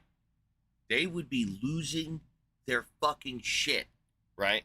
And look, I highly recommend, I don't even need to say it, a blue-haired libtard would know not to do that. But just imagine a fucking world where one lost their mind and did that shit. Bro, like, it's like, how do you get mad, right? Like, yeah, all your parents want me to teach the Bible? Okay, I'm going to teach the fucking Bible. Let's go. Yeah, it's like you're going to force your Bible into the school. Okay, let's do Bible study. And then all of a sudden, this blue-haired libtard's being arrested for, like, it's like, no, I was reading the Bible. I was doing what you said, read the Bible, right? You said read the Bible to the kids. Well, here's 2 Samuel. Like maybe Yeah, here's Numbers 31. Yeah, maybe that's how they can use AI to get conservatives to understand. Don't use no faces, just like back at the heads or something. But yeah, like have a fucking a mock lecture in a school where little kids are gathered around listening to fucking the Bible being preached, and it's that shit. Like show it, like conservatives, this is what you want. Now you got pictures, you can see what we're talking about. Now your brain can focus. Is this what you want your classrooms to look like? And they'll be like, no. They'll be freaking out. They'll get mad at you, call you a demon, and then set you. And all you did was show them you teaching the Bible. It's Bible study, doing Bibles. People are psychos. Just like read your material. Why do you guys hate the Bible so much? Why the fuck do you think? What about that one time when Jesus said that we could eat pork? Like, yeah, okay, that's fucking great. Wait, Dude, did like, he say that? wow. I thought No. he said, "I'm not come to cancel the law. I'm come to fulfill the law." No, I was using hyperbole. He said it's not what goes into the mouth is out. People have twisted the people have twisted that to say that like you can now eat shellfish, pork and stuff. Which, yeah, I don't think he ever denied the law of Moses in the New Testament, like at all.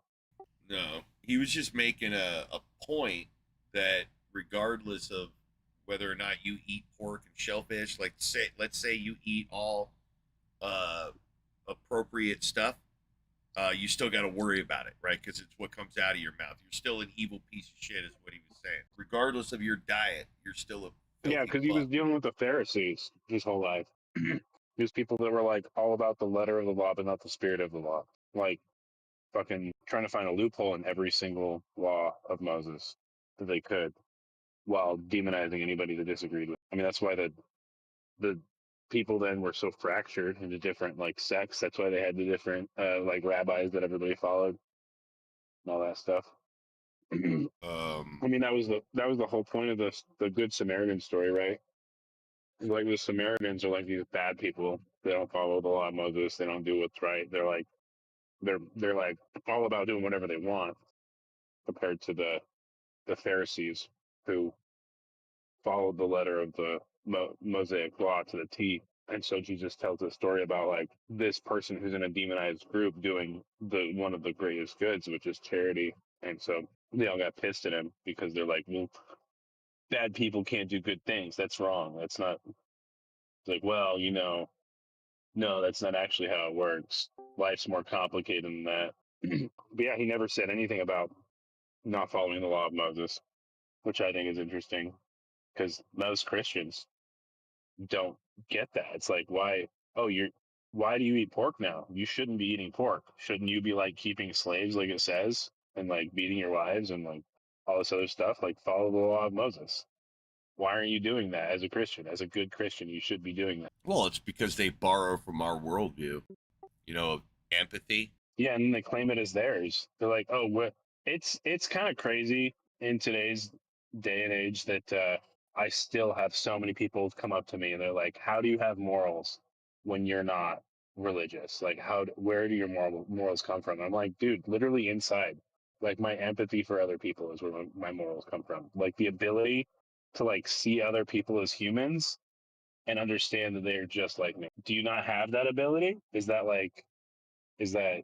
been taken from you by the Christian church? What is going on? See, I think yes. In the same way that adults do that with like Iran right now. We'll have propaganda campaigns to dehumanize Iran because we're currently asking or be okay with killing. We've always like dehumanized.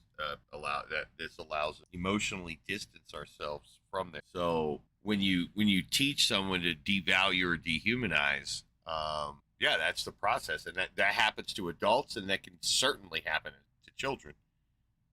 You can gaslight, people gaslight their children into devaluing all of humanity, especially in Christianity. Christianity's main tenets is the utter debasement and flossy, nosy, nihilification of that is to evaluate something at zero of humanity. To say that humanity deserves nothing but torture and suffering for what we are, except for in the light of Jesus, right? That we debase all of humanity down to that most base shit level.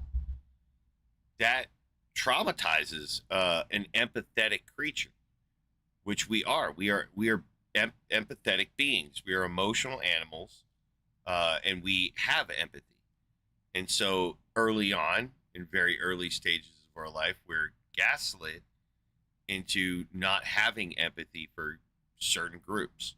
It's not just religious people that do this. We all do this. You know, a function of humanity. It's disgusting. It's one of the reasons why I'm an ethical misanthrope. But that's when you have a religion like Christianity that promotes such toxic mentality towards humanity, yeah, these people grow up, and it's not hard to understand in that light why they become such horribly disconnected from empathy people, because they've been conditioned to not worry about that. Let the church think, let God decide. You just keep your head down and make sure to give us your. I don't understand why it didn't work on me though. Like, because I was raised Christian. I was raised one of the most dogmatic versions of Christianity, and I don't feel that way at all. At least I don't think I do. Test me, I guess.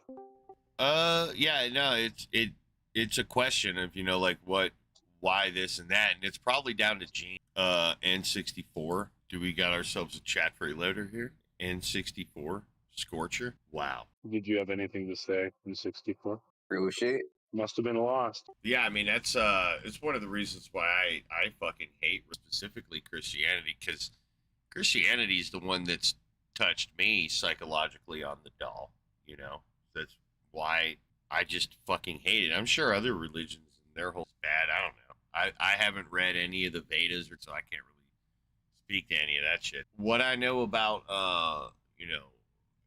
ancient Judea from an anthropological perspective and from the biblically, yeah, it's just horrendous. It's graphic. It's simple, but yeah, why some people get out and some people don't, I don't know. It's not I don't think it's an intelligence thing. This is not an intelligence. It's something. Well, I think you're onto something when you say empathy is part of it, because I've always had empathy. They tried to train me out of it. Like, they tried to say that, like, gays were lesser people. Like, that's something that I heard a lot in a lot of different ways. Yeah, it's got to be like something else, though, because as an animal, we've been empathetic probably for millions, tens of millions of years. Empathy is probably just something that is a condition of mammal. It's not to say that other animals don't do empathy, and birds may have found their own pathway to empathy, but human empathy is more tied, I think, to our mammalian nature than our primate or monkey. No, what I'm saying is I think people who leave religion have a better connection with their empathy. I guess that could be. The reason I just caution about that is because empathy is such a deeply rooted thing that I think this philosophy or that wouldn't have much of an effect. Like balance, right? Like, if you think balance, what does your philosophy matter? Whether you're a Christian, Muslim, Jew, Hindi, whatever, you balance the same way. Doesn't matter. It's a biological. And when we're talking about like what gets us out of religion, we're only talking about a phenomenon we've had to deal with a very negligible amount of time. So I don't know if it's tied to that. I think it's just a severity. It's hard to really put a thumb on what gets people out, because talking to the amount of people I've spoken to over the years, you get so many different answers. Empathy is a big one, but I can't see it because I recognize in a lot of theotards that they are high empathy people. A lot of them in their group are very empathetically driven people, even if the the machinations behind the scene are more nefarious, if you will. But it's only within their group, though, is the thing. And I see people who leave Kinda. religion who have empathy outside of their group more. You're right about that, but a lot of people do benefit incidentally from Christains going around indoctrinating people, because they do feed a lot of people. They do bring a lot of medicine and aid and medical shit during their missionaries and stuff like that. And love them or hate them, they do go out there and, you know, bring humanity to people. But I think it's incidentally. It's not their Christianity causing them to like do it. It's incidental. So I don't know, man. I've met a lot of people, and I do have to agree that there is a lot of empathy within the church, but I'm not really trying to say anything special there. I'm just trying to say that they're human too. And I would think that just because they're humans, the ratios of empathy are probably going to be the same as any. I don't know if you're right about. I don't know if you're wrong either, because I do see a correlation when you ask somebody who's like more atheistic minded about intellectual, and those intellectual reasons and stuff are statistically, you know, better, right? They're more informed and thought out, and structured, stuff like that. Yeah, they So, sat there and thought about it for a minute before they've opened their mouths. right, but is that empathy? That's then my question. Is yeah, no, it's not. You're right. Right, it's not to say And that it's it's not bad. even rationality necessarily. Yeah, it's like it's find a reason your way to the most empathetic thing in a logical framework. But empathy is an emotion. It's a feeling, right? It's not a logical thing. It's an entailment from a chemical dependence from a social animal. Well, it might also be your ability to handle like emotional stress. Yeah, see, yeah, that's like what I'm. internal Yeah, conflicts. see, an epigenetic factor. Religious me, younger religious me, when I was like 15 or 14 years old, I was pretty religious. I was very religious, and it was because I think I didn't have a lot of energy to focus on any kind of thoughts outside of survival at the time. So I was just trying to survive. I was just trying to get on in society. And as soon as I figured out how to get on in society, my brain moved on to like, oh, how do I ameliorate myself in like other ways, right? Religiously. Oh, let's try reading the Bible. Wait, hold on. What's going on? Why does this Bible say different things than what I was told? And that's, for me, that's what happened. But if I had been stuck in this perpetual cycle of like trying to survive and like needing that religion to survive, I would probably still be religious. Yeah, who knows? I don't believe in parallel universe speculation, but yeah, I don't know. I think it probably is more of an epigenetic thing, where it's probably some very complex combination of psychological priming, social cues, and your ability to be orientated with that kind of information by your environment. So people in the environment that are foster positive growth or whatever towards certain concepts. I know me, even through all of any religious indoctrination that I was, science was just a big factor. My mom did good in like sitting me down and in front of that kind of information, giving me access to scientific curiosity. That is probably definitely I've thought about it a long time. The memes I was able to pick up throughout my life definitely me process. I think in a lot of the questions that were put there by my religion, but it seemed that science had better answers for stuff, so I just kind of naturally.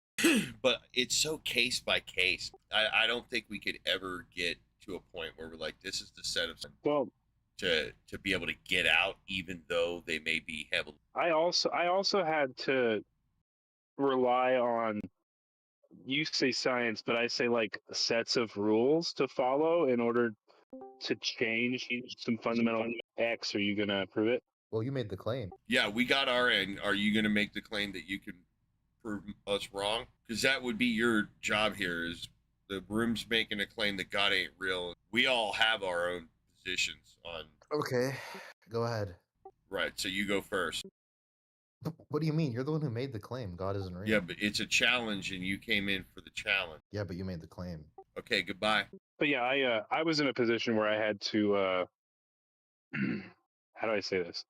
I had to learn a lot of things that people are normally exposed to as really young children, at the age of like 10 to 13.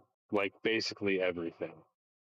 And that put my mind in a place where I was always analyzing my own behavior, my own beliefs, and my own ideas, to where it's like, oh, what makes me best fit into society? What makes this work best for me?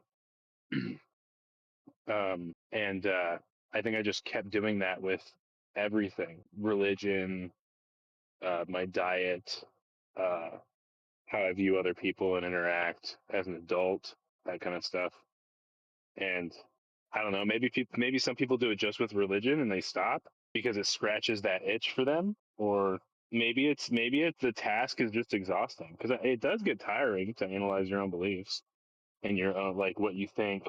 Sometimes it's easier just to exist.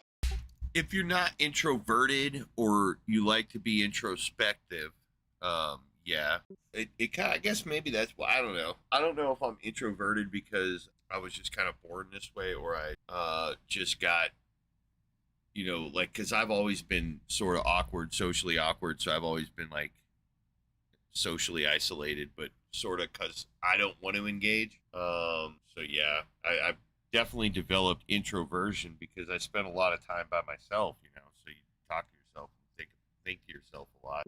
Well, that's funny because most people would describe me as an extrovert. Like, I make friends really easily. I chat up strangers without really worrying about what they're going to think. That kind of. I think I might have been more extroverted real young, but like I remember this one memory I have. I can't place it exactly where I was, but I remember I was just watching some people play baseball in the street, and I was happy. I was just happy. I remember just being happy, and my brother running up, and he just all looked angry, and he's like, "Hey, stop smiling." And I'm like, "What?" And he's like, "Your face looks stupid." And I'm like, "What do you mean?" And he's like, "Yeah, don't look like that." I'm like, "Look like what?" And he's like, smiling and shit. And I'm like, "What are you talking about?" And he's like, "Yeah, like make you like you look like." He was basically telling me I look stupid for smiling, but I was more like squinting, but it was like a smile squint, And I just remember him, like, it's just this memory of that I have of him just being like, "Yeah, don't look happy." It's just like imprinted in my head, man. That memory's been in there since it's one of my earlier memories. I don't really know where to place it. He looks real young though in my brain. Yeah, I wouldn't. So you never smiled again? No, I still smile and shit, dude. But I just got this memory. I don't know if it ever affected me into not smiling. It's this memory of my brother just like telling me my face looks stupid because I'm smiling, because I'm squinting. And I just felt like, damn, is my smile fucked up? Do I look like a psycho or some shit? I don't know what I was thinking. It just, it left an impression in my brain. And then all of my flashbacks that, of remembering it, I built on it, like, what the fuck? Like, and he probably meant it in the best of ways. Maybe the way that I was squinting made my face look stupid, like maybe I was crinkling my nose and it just made me look weird. And he's just like trying to be nice about it. But the way it imprinted my brain was just like this: you can't be happy. If you let anyone know you're happy, you're in the wrong. It kind of is how it imprinted. But the logical thing is my face probably was contorted from the sunlight, and I did look stupid, right? But he's a kid too, and I'm a kid, and he's just being a kid. He don't know the words, right? He's not a fucking therapist or a fashion designer. He's just, a kid talking to his little brother. But the way it's not like I hate him, because of that shit. It's just this fucked up memory I had. That's wild. Brain is so weird how it works. And you remember that? How many years ago was that? Probably like 25, 30 maybe? Oh, dude. More than that. He looks about 10 in my brain. And that puts me, he's basically 6 years older than me. So, yeah, I had to be, like 4 or 5 years old. It's one of my earliest memories, man. That's why I call it, that's why I call that shit toddler trauma. Dude, it is not hard to traumatize a toddler, right? And any like level of toddler trauma is subject to becoming a permanent memory in your brain, right? So, and I guess that's one of my toddler traumas. My brother telling me not to smile because I looked. All right, Mystic, you got it? You gonna take care of us? Rid us of our evil ways? Well, go ahead and get started. We're waiting. Did you see my short, dude? Your fucking face is in it. Goddamn. Oh, we got poverty windows in the background. I'm sorry. What does that mean, an air conditioner? No, I mean, actually, yeah, but I was thinking of the sideways sliding windows. Yeah, I have poverty windows too. It's okay. We know that guy? Not really. No, he came in the other day, and I made a short. My short about beaver. He was. I don't know if I was talking to him at the time or. Yeah. Prove what? Prove you're fucking alive, dude. Jesus. Okay. Dude, take the Narcan and answer the fucking question. No, me too. Dude, I almost posted dicks on YouTube. Dude, I just tried my maple cherries. Like I put some cinnamon in there too. And I tried that with my oats and some pecans, and it went really nicely. I enjoyed it. All right, Wosar. How do you even say that? Prove it. You got it right. You got that right. Can you prove the God thing? God ain't real. I don't see it, bro. So you're saying you can't prove it? I prove it. Then I win. Get wrecked, nerd. Then what? What do you mean then what? Something. Then you're something. What? I didn't hear. Oh. If I can't prove it, then what? Oh, I said then I win. Get wrecked, nerd. All right. You say otherwise? Are you saying otherwise? Well, I mean, technically, all I'm saying is that you can't prove it. Mm-hmm. Where do you stand? I can go either way. What does that mean? Either way. So you do believe and don't? No, it just would depend on how my interlocutor's defining God. So, like, if they define it as something that I think doesn't exist, I'll say that God. If they define it as something I think does exist, I'll say that God. Brain implode? What happened? All right, nerd. You ready? Frolic, chat. Oh, Frolic is an initiate. Rip. Damn, dude. Candace Owens is roasting the fuck out of Erica Kirk. Dude, it's just because she's responding to it. I haven't even read what it is, but I can already tell. I mean, this video, she fucking demolishes Erica. Because, like, Erica had the nerve to say that Candace was only doing this for, like, fame. And it's like, we've known about Candace Owens for fucking years. Longer than anybody's known about Erica. Right? And then she just goes through the fucking list. Like, she's like, all of my Charlie Kirk related fucking videos are ad free. I've taken zero fucking revenue. And I haven't sold a single fucking thing to make a single dollar. And then she just starts hammering her about how she makes those. Remember the video of her bragging about the hats and merchandise and shit. And wearing fucking glitter pantsuits and shit. Like, she's just fucking going down the. We better, dude. No. Dude, what are you doing? Why are you making. David ain't even here. But that has no meaning. The guy's just saying. It would be like this one way, like, it's just sitting behind the blinds. I mean, that's like, I'm not reciprocating it. You know, so that's like that gropey, kind of gross love. You know, the one where it's not being reciprocated. Can you prove it? What? Bro, I can always prove my shit. Can you prove it? No, but I agree with you. Okay, well, what do I say? You ask, can you prove it? Dude, goddamn this fucking nerd, man. This guy named Physics Explained put out this video titled, How Much Would It Take to Break Space-Time? And I'm like, dude, that's a good question. How much force does it take to break space-time? So I start watching it. And just like every other goddamn video this guy puts out that, you know, he says some shit like that, and then you want to learn, like, what he's just sitting there fucking explaining physics to you, dude, like, the whole fucking time, and you just want the answer. Like, I wish he could, like, put it in anti-nerd up front, just give the answer. And then for all the nerds that want to sit through all the fucking gibberish he's spewing about symbols and numbers and shit, they could sit through it and just whatever nerds do when they look at this shit. Fucking answer. I'm 30 like 9 minutes into this thing, and I still don't know what the fucking number. What could be 12? I'll be so fucking pissed, dude. He better put a unit I understand at the end of this shit. And the fucking most condescending aspect of this whole shit is he'll just be like, yeah, if we just substitute bam, and he'll put this physics bullshit up with this, and bam, another fucking wall of physics bullshit. And I'm just like, oh god, dude, you're making it seem like it's shit so easy, aren't you? You condescending fucking prick. Oh, are you saying Yo cannot exist in reality? Can you demonstrate said God?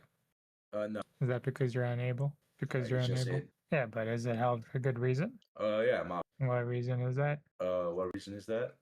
Yeah, I was asking you to articulate that. I'm not in Is it that time of the month you're just like menopausal or some shit? Exactly. Wow. You know how effeminate that makes you sound, dude? Yeah. I mean, if that's what you're into, dude, I'm just making sure. I mean, listen, I know you're. No, dude. This is just what happens when you watch as much physics, you extra IQ. Yeah, you can talk, but that's because you don't you have no understand physics, substance. dude. It's because you don't know how to work. Wait, what big? But yeah. Understand. It's a compound. I guess that is a big one. So it's like there's like a position that someone has, and then you understand the foundation of that position. So it's like you know what is all up under there. That gets you to understand. You have to speak? Wow. Wow, you sound like speak louder. You might not be in the mood to speak louder. Oh well, yeah. And if he's not in the mood to speak louder, You gonna respect his feeling? yeah, I'm gonna. Well, why not? It'd make you a pussy. What do you mean, why not? I mean, I'm just trying to respect people's emotions from all sides. So you gonna prove it? You're still being emotional. And I mean, it's gotta be. It's called butthurt. They're giving a dude. bad name to all the Canadians, eh? Butthurt, otherwise known as melancholy. Are you melancholy? Who's that? Don't know what melancholy? It means butthurt. Yeah, But well, I'm perpetually. not really butthurt. It's I like mean, that's what you do to start like at home. no, it's not. It's like butthurt. It's not butthurt. It's like butthurt. It's more. Yeah, It's a no, less no. transient butthurt. Yeah. You know how like there's that Isn't image that of what like you're somebody doing right just now? like looking out the window and it's like raining and it's all miserable. Is that what you're like right now? No, but All I right, can well feel then, like you are like that. Now right that you're to be emotionally stabilized and you can handle the adult man level honest. conversation, I mean, I was stabilized. like since the beginning, but masculine men that whatever. we are, let's fucking get naked and debate, dude, Debate. about why you're so like emotionally unstable that you won't talk about your. Is it because you're embarrassed that you can't prove your shit? You don't want to say it out loud. No, and we're asking you a absolutely question, not. that's making you say Listen, that. I could care less. Why won't you just say it? What it is that you believe? Listen, like I know you're gonna do that. I'm gonna do that logic thing on you, dude. Yeah, I'm gonna do that logic thing on you. Are you scared? Logic, bro? But sometimes Me get my logic on you? I'm butthurt. I'm fucking circling for the fucking kill like a barracuda, bro. Afraid of a good point. Oh my. You're gonna be okay, man. It's just a point being made. I still can't. Maybe you should turn me back up from 5%. You're literally like on a 100. Bro, it's your audio. I hear him fine. You gotta keep. Is that the environment you need? You need someone to yell at you? You sub? No, but speak like a little bit high, like a little bit. I'm not telling you to spill your fucking. And so that prevents you from. So I like Good point. speaking a little bit clearer, and that means yelling. Are you like a quiet person? That you think like every word conversation? That you're kind of defaulting to the meta here. Because you're afraid of a good point. And that's what women do. That's how they win their arguments, because they argue like women. Yeah. Like, is that what you guys want to do all day? Is just debate? I have plenty of things. So you guys seem about pretty adamant about my. I'm just trying to detard you, dude. Trying to Detard you? hard. Yeah. Like listen, like that's why there's like still gonna have No. That don't matter. I'm trying to fix your brain. Yeah. Like you have your own belief, I have my own. So like, what's the point of a conversation? Because my You're still goal, gonna be dude, biased. it's my goal. My goal is to help enough people begin to think that they can all get together and help fix my idea. Why don't you do it in real life though? I am doing. What do you mean? This is real. Like outside of the internet. Dude, Like, we just, live for in a example, fucking your world, own internet world, bro. community. Life is digital. Robots are taking over everything. AI is up your fucking asshole. This is reality. Nah, that is not reality. Ask ChatGPT what your butthole smells like. It'll tell you. Ask it what you Bro, ate last night. They don't know, bro. Ask it. We're not Go that ask it. smart. Yo, ChatGPT, what's my butthole? What's the stink? Oh, he's saying is that he doesn't. Fucking lying, dude. Just like your parents did to you to get you to believe all this God bullshit. God. I mean, that's there's a God is by my own conclusion. No, it's not. Shut up. It is. It is. You got fucking gaslit by people in your society.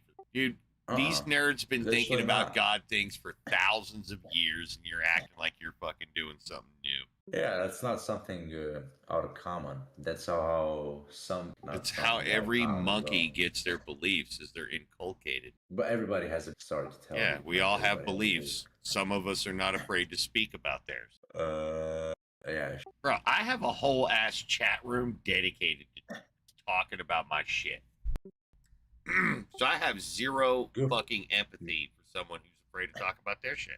Get over it, dude. Just start doing it. What are you afraid of? Being wrong? No, I'm not afraid. Not even Dude, you're terrified, bro. Yeah, terrified of an honest conversation. Dude, I've had absolute it's your manlet reason, dorks come in here arguing their position like absolute fucking Chad. Okay. I'm talking people you can hear the glasses drooping their face down. People with like curly hair, pale complexions and shit, duck lips. Dude, all kinds of different effeminate. Dude, I've had femboys in here. I've had transsexuals come in this room and have the balls to argue their point, dude. So, I don't know whatever fucking emotional instability you're going through, but it's not our fault. But we may be able to help you. But you got to open your mind to us, bro. Imagine like I'm a little mutant freak living inside some dude's chest, and they walked up to you and pulled their chest open, their like shirt, and I came out with like half an eyeball twisted at you, and I'm just like reaching out with like little arms, little like greasy arms, and I'm like, open your mind, right? That was you can't do it, can you? Does feel like ghetto total recall. This is why it's so bad, dude. Look at you. Brain is like blue screening, dude. Yo, what's up? If I say it again, you'll just blue screen again, dude. No, I was just gone. No, dude, you wiped your memory. What? You were there the whole time. No, it's not. No, that's what you were doing right before you walked into the room. Hi. Huh? What room? Nigga, what? I'm not in the room right now. I'm in a hallway. So was it your mom who did it to you? Was it your dad? Huh? It was your grandparents, wasn't it? Bro, what the fuck are you even talking about right now? That gaslit you into believing all this God. Like, is this the logic debate where like It's a question. No. Who gaslit you? No. Somebody gaslit. No. Is your name Romulus? No. What about Remus? No. Yeah, and somebody gaslit. Okay, bro. Yeah, whatever. Yeah. Okay. Somebody gassed me. Okay, like there you go. Like you're not satisfied with any answer. I will be satisfied with honest answers, man. Promise. I just said no and just said, oh, but who guessed? Because somebody gaslit you. Was it a preacher? Absolutely. I'm not a Christian. Well, who was it? An imam? No, I'm not a. Was it a rabbi? I'm not. Was it a guru? Doctor? No, I'm not. Was it a Sherpa? No, I'm not. Whatever religion that is.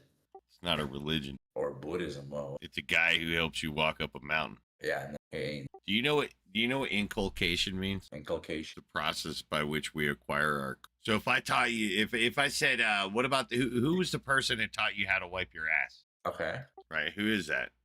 Who taught you how to use your own butthole? Because there's many ways to use a butthole. Like some people just use paper. Some people squirt water on it. Like who taught you how to do it? That would be your parents, right? In the early stages, yeah, sure. What do you mean in the early stages? Like when I was who was doing it in the later stages? Nobody. Like that's what I mean. I said in my earlier stages. Yeah, in your earlier stages of learning how to wipe your ass. Yeah, it was your parents. But in the later stages, who was helping you? No, in earlier stages when I was a kid. Oh, dude, don't be racial. It's just a slang word, man. I know, I hate it though. All right. So you're just saying somebody early in your life just taught you how to fucking monkey, right? Yeah. That's inculcation right there. That's what it is. Like, why do you use a fork or whatever instead of chopsticks? I don't know. Whatever you do. Because somebody programmed your little ass to do it that way, Right. Well, they also programmed your little ass with this God bullshit, man. It's not like you were at the corner store one day and you just had a conversation with God. Right? That's not how it worked. Somebody told you this shit. You picked it up having conversations with people. I was gonna get knowledge then. Like, do you think that you, for whatever, nodding definitely is? I was inculcated. I recognized that all this God bullshit is from Chinese. You know what Chinese whispers is? No. Or telephone. Maybe you heard of telephone? Telephone? Well, it's a game you can play. They might have a version of it in your culture, but it's you whisper into somebody's ear. Yeah. I know what you mean. Yeah. It's that. That's where you got the information about God, is somebody whispered it to your ear. That'd be your family unit, the people that raised you. And they had that happen to them. And that then and them and them. Nah, I was not. Listen, my parents. Yeah, but we already cleared this up. You either got to pick Romulus or Remus. You didn't pick either one of those. So But yeah, they were, it's like, the hardcore case. You were inculcated. I don't know why you're hiding from that. It makes you look. Yeah, okay, I would never make. You know how, like, you were asking me earlier, you know, you were kind of criticizing me with the question. You know, you were all like, what do you think? Like, you just did it all by yourself. Same thing, dude. I know you didn't invent this God concept all by yourself.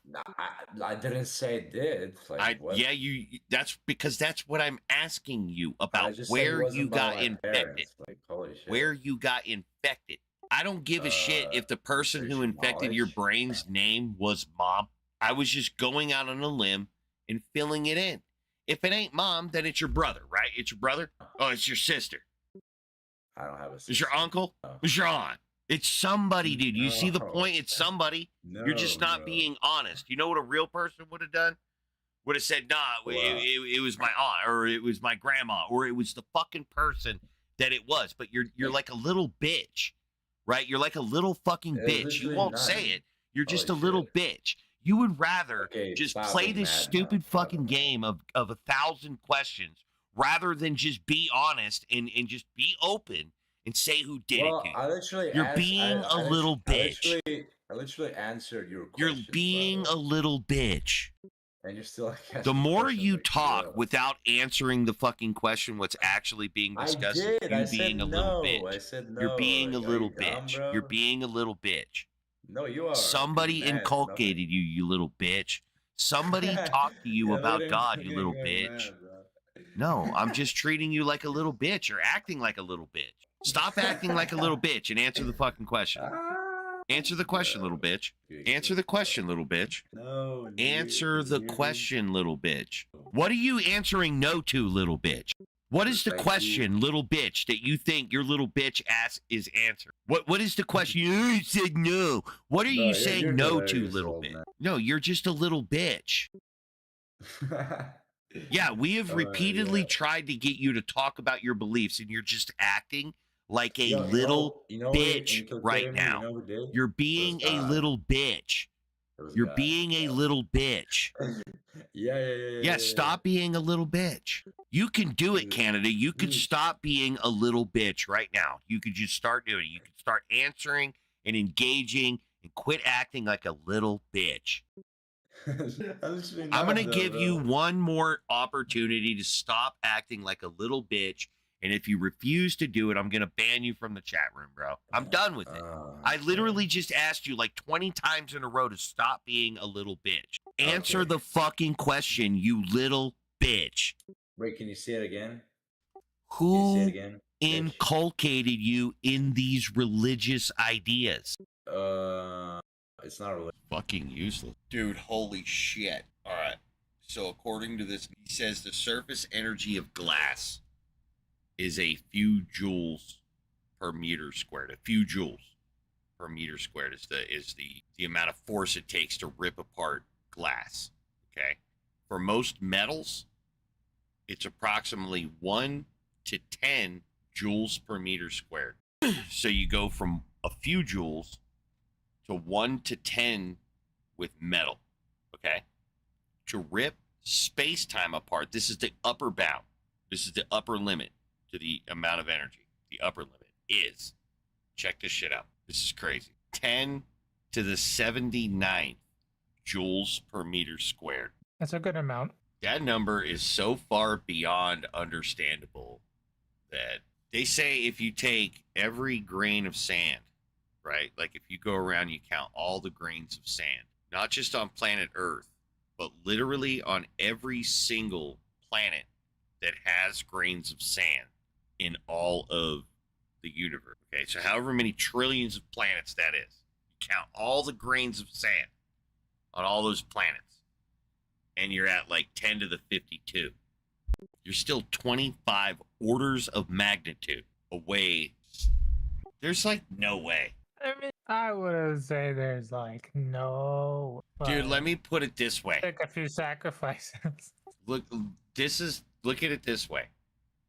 To get so when LIGO detected the gravity waves given off of by two ginormous black holes, okay, colliding, that put off enough energy to jiggle our space-time, to jiggle it by less than the distance of a proton.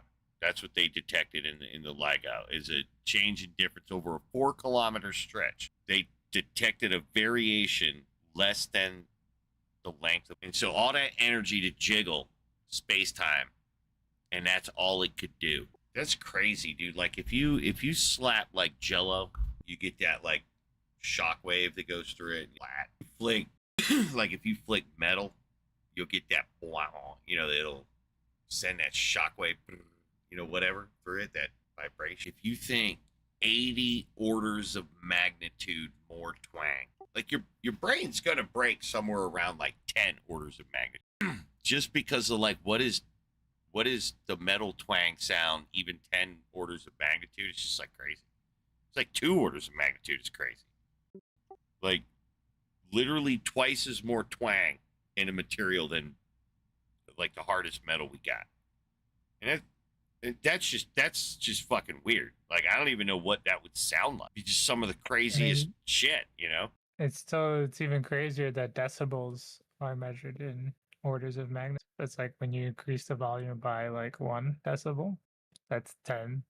That's a 10x. Yeah, that's crazy. That is a lot of twang, though. 80 orders of magnitude. Space-time does not feel that twangy, though. Right? It don't even feel like it's in the way at all. Like, I don't feel like ever I have to, like, wait for space-time to get out of the way. It just feels like it's like you don't even feel it. But it's 80 orders of magnitude more twangy. That's why I hate nerds right there. Right fucking there. Just, that is a direct example of the shit they fucking say just sounds so dumb to say that, but it's like they got all this fucking bullshit evidence. It's just like, wow.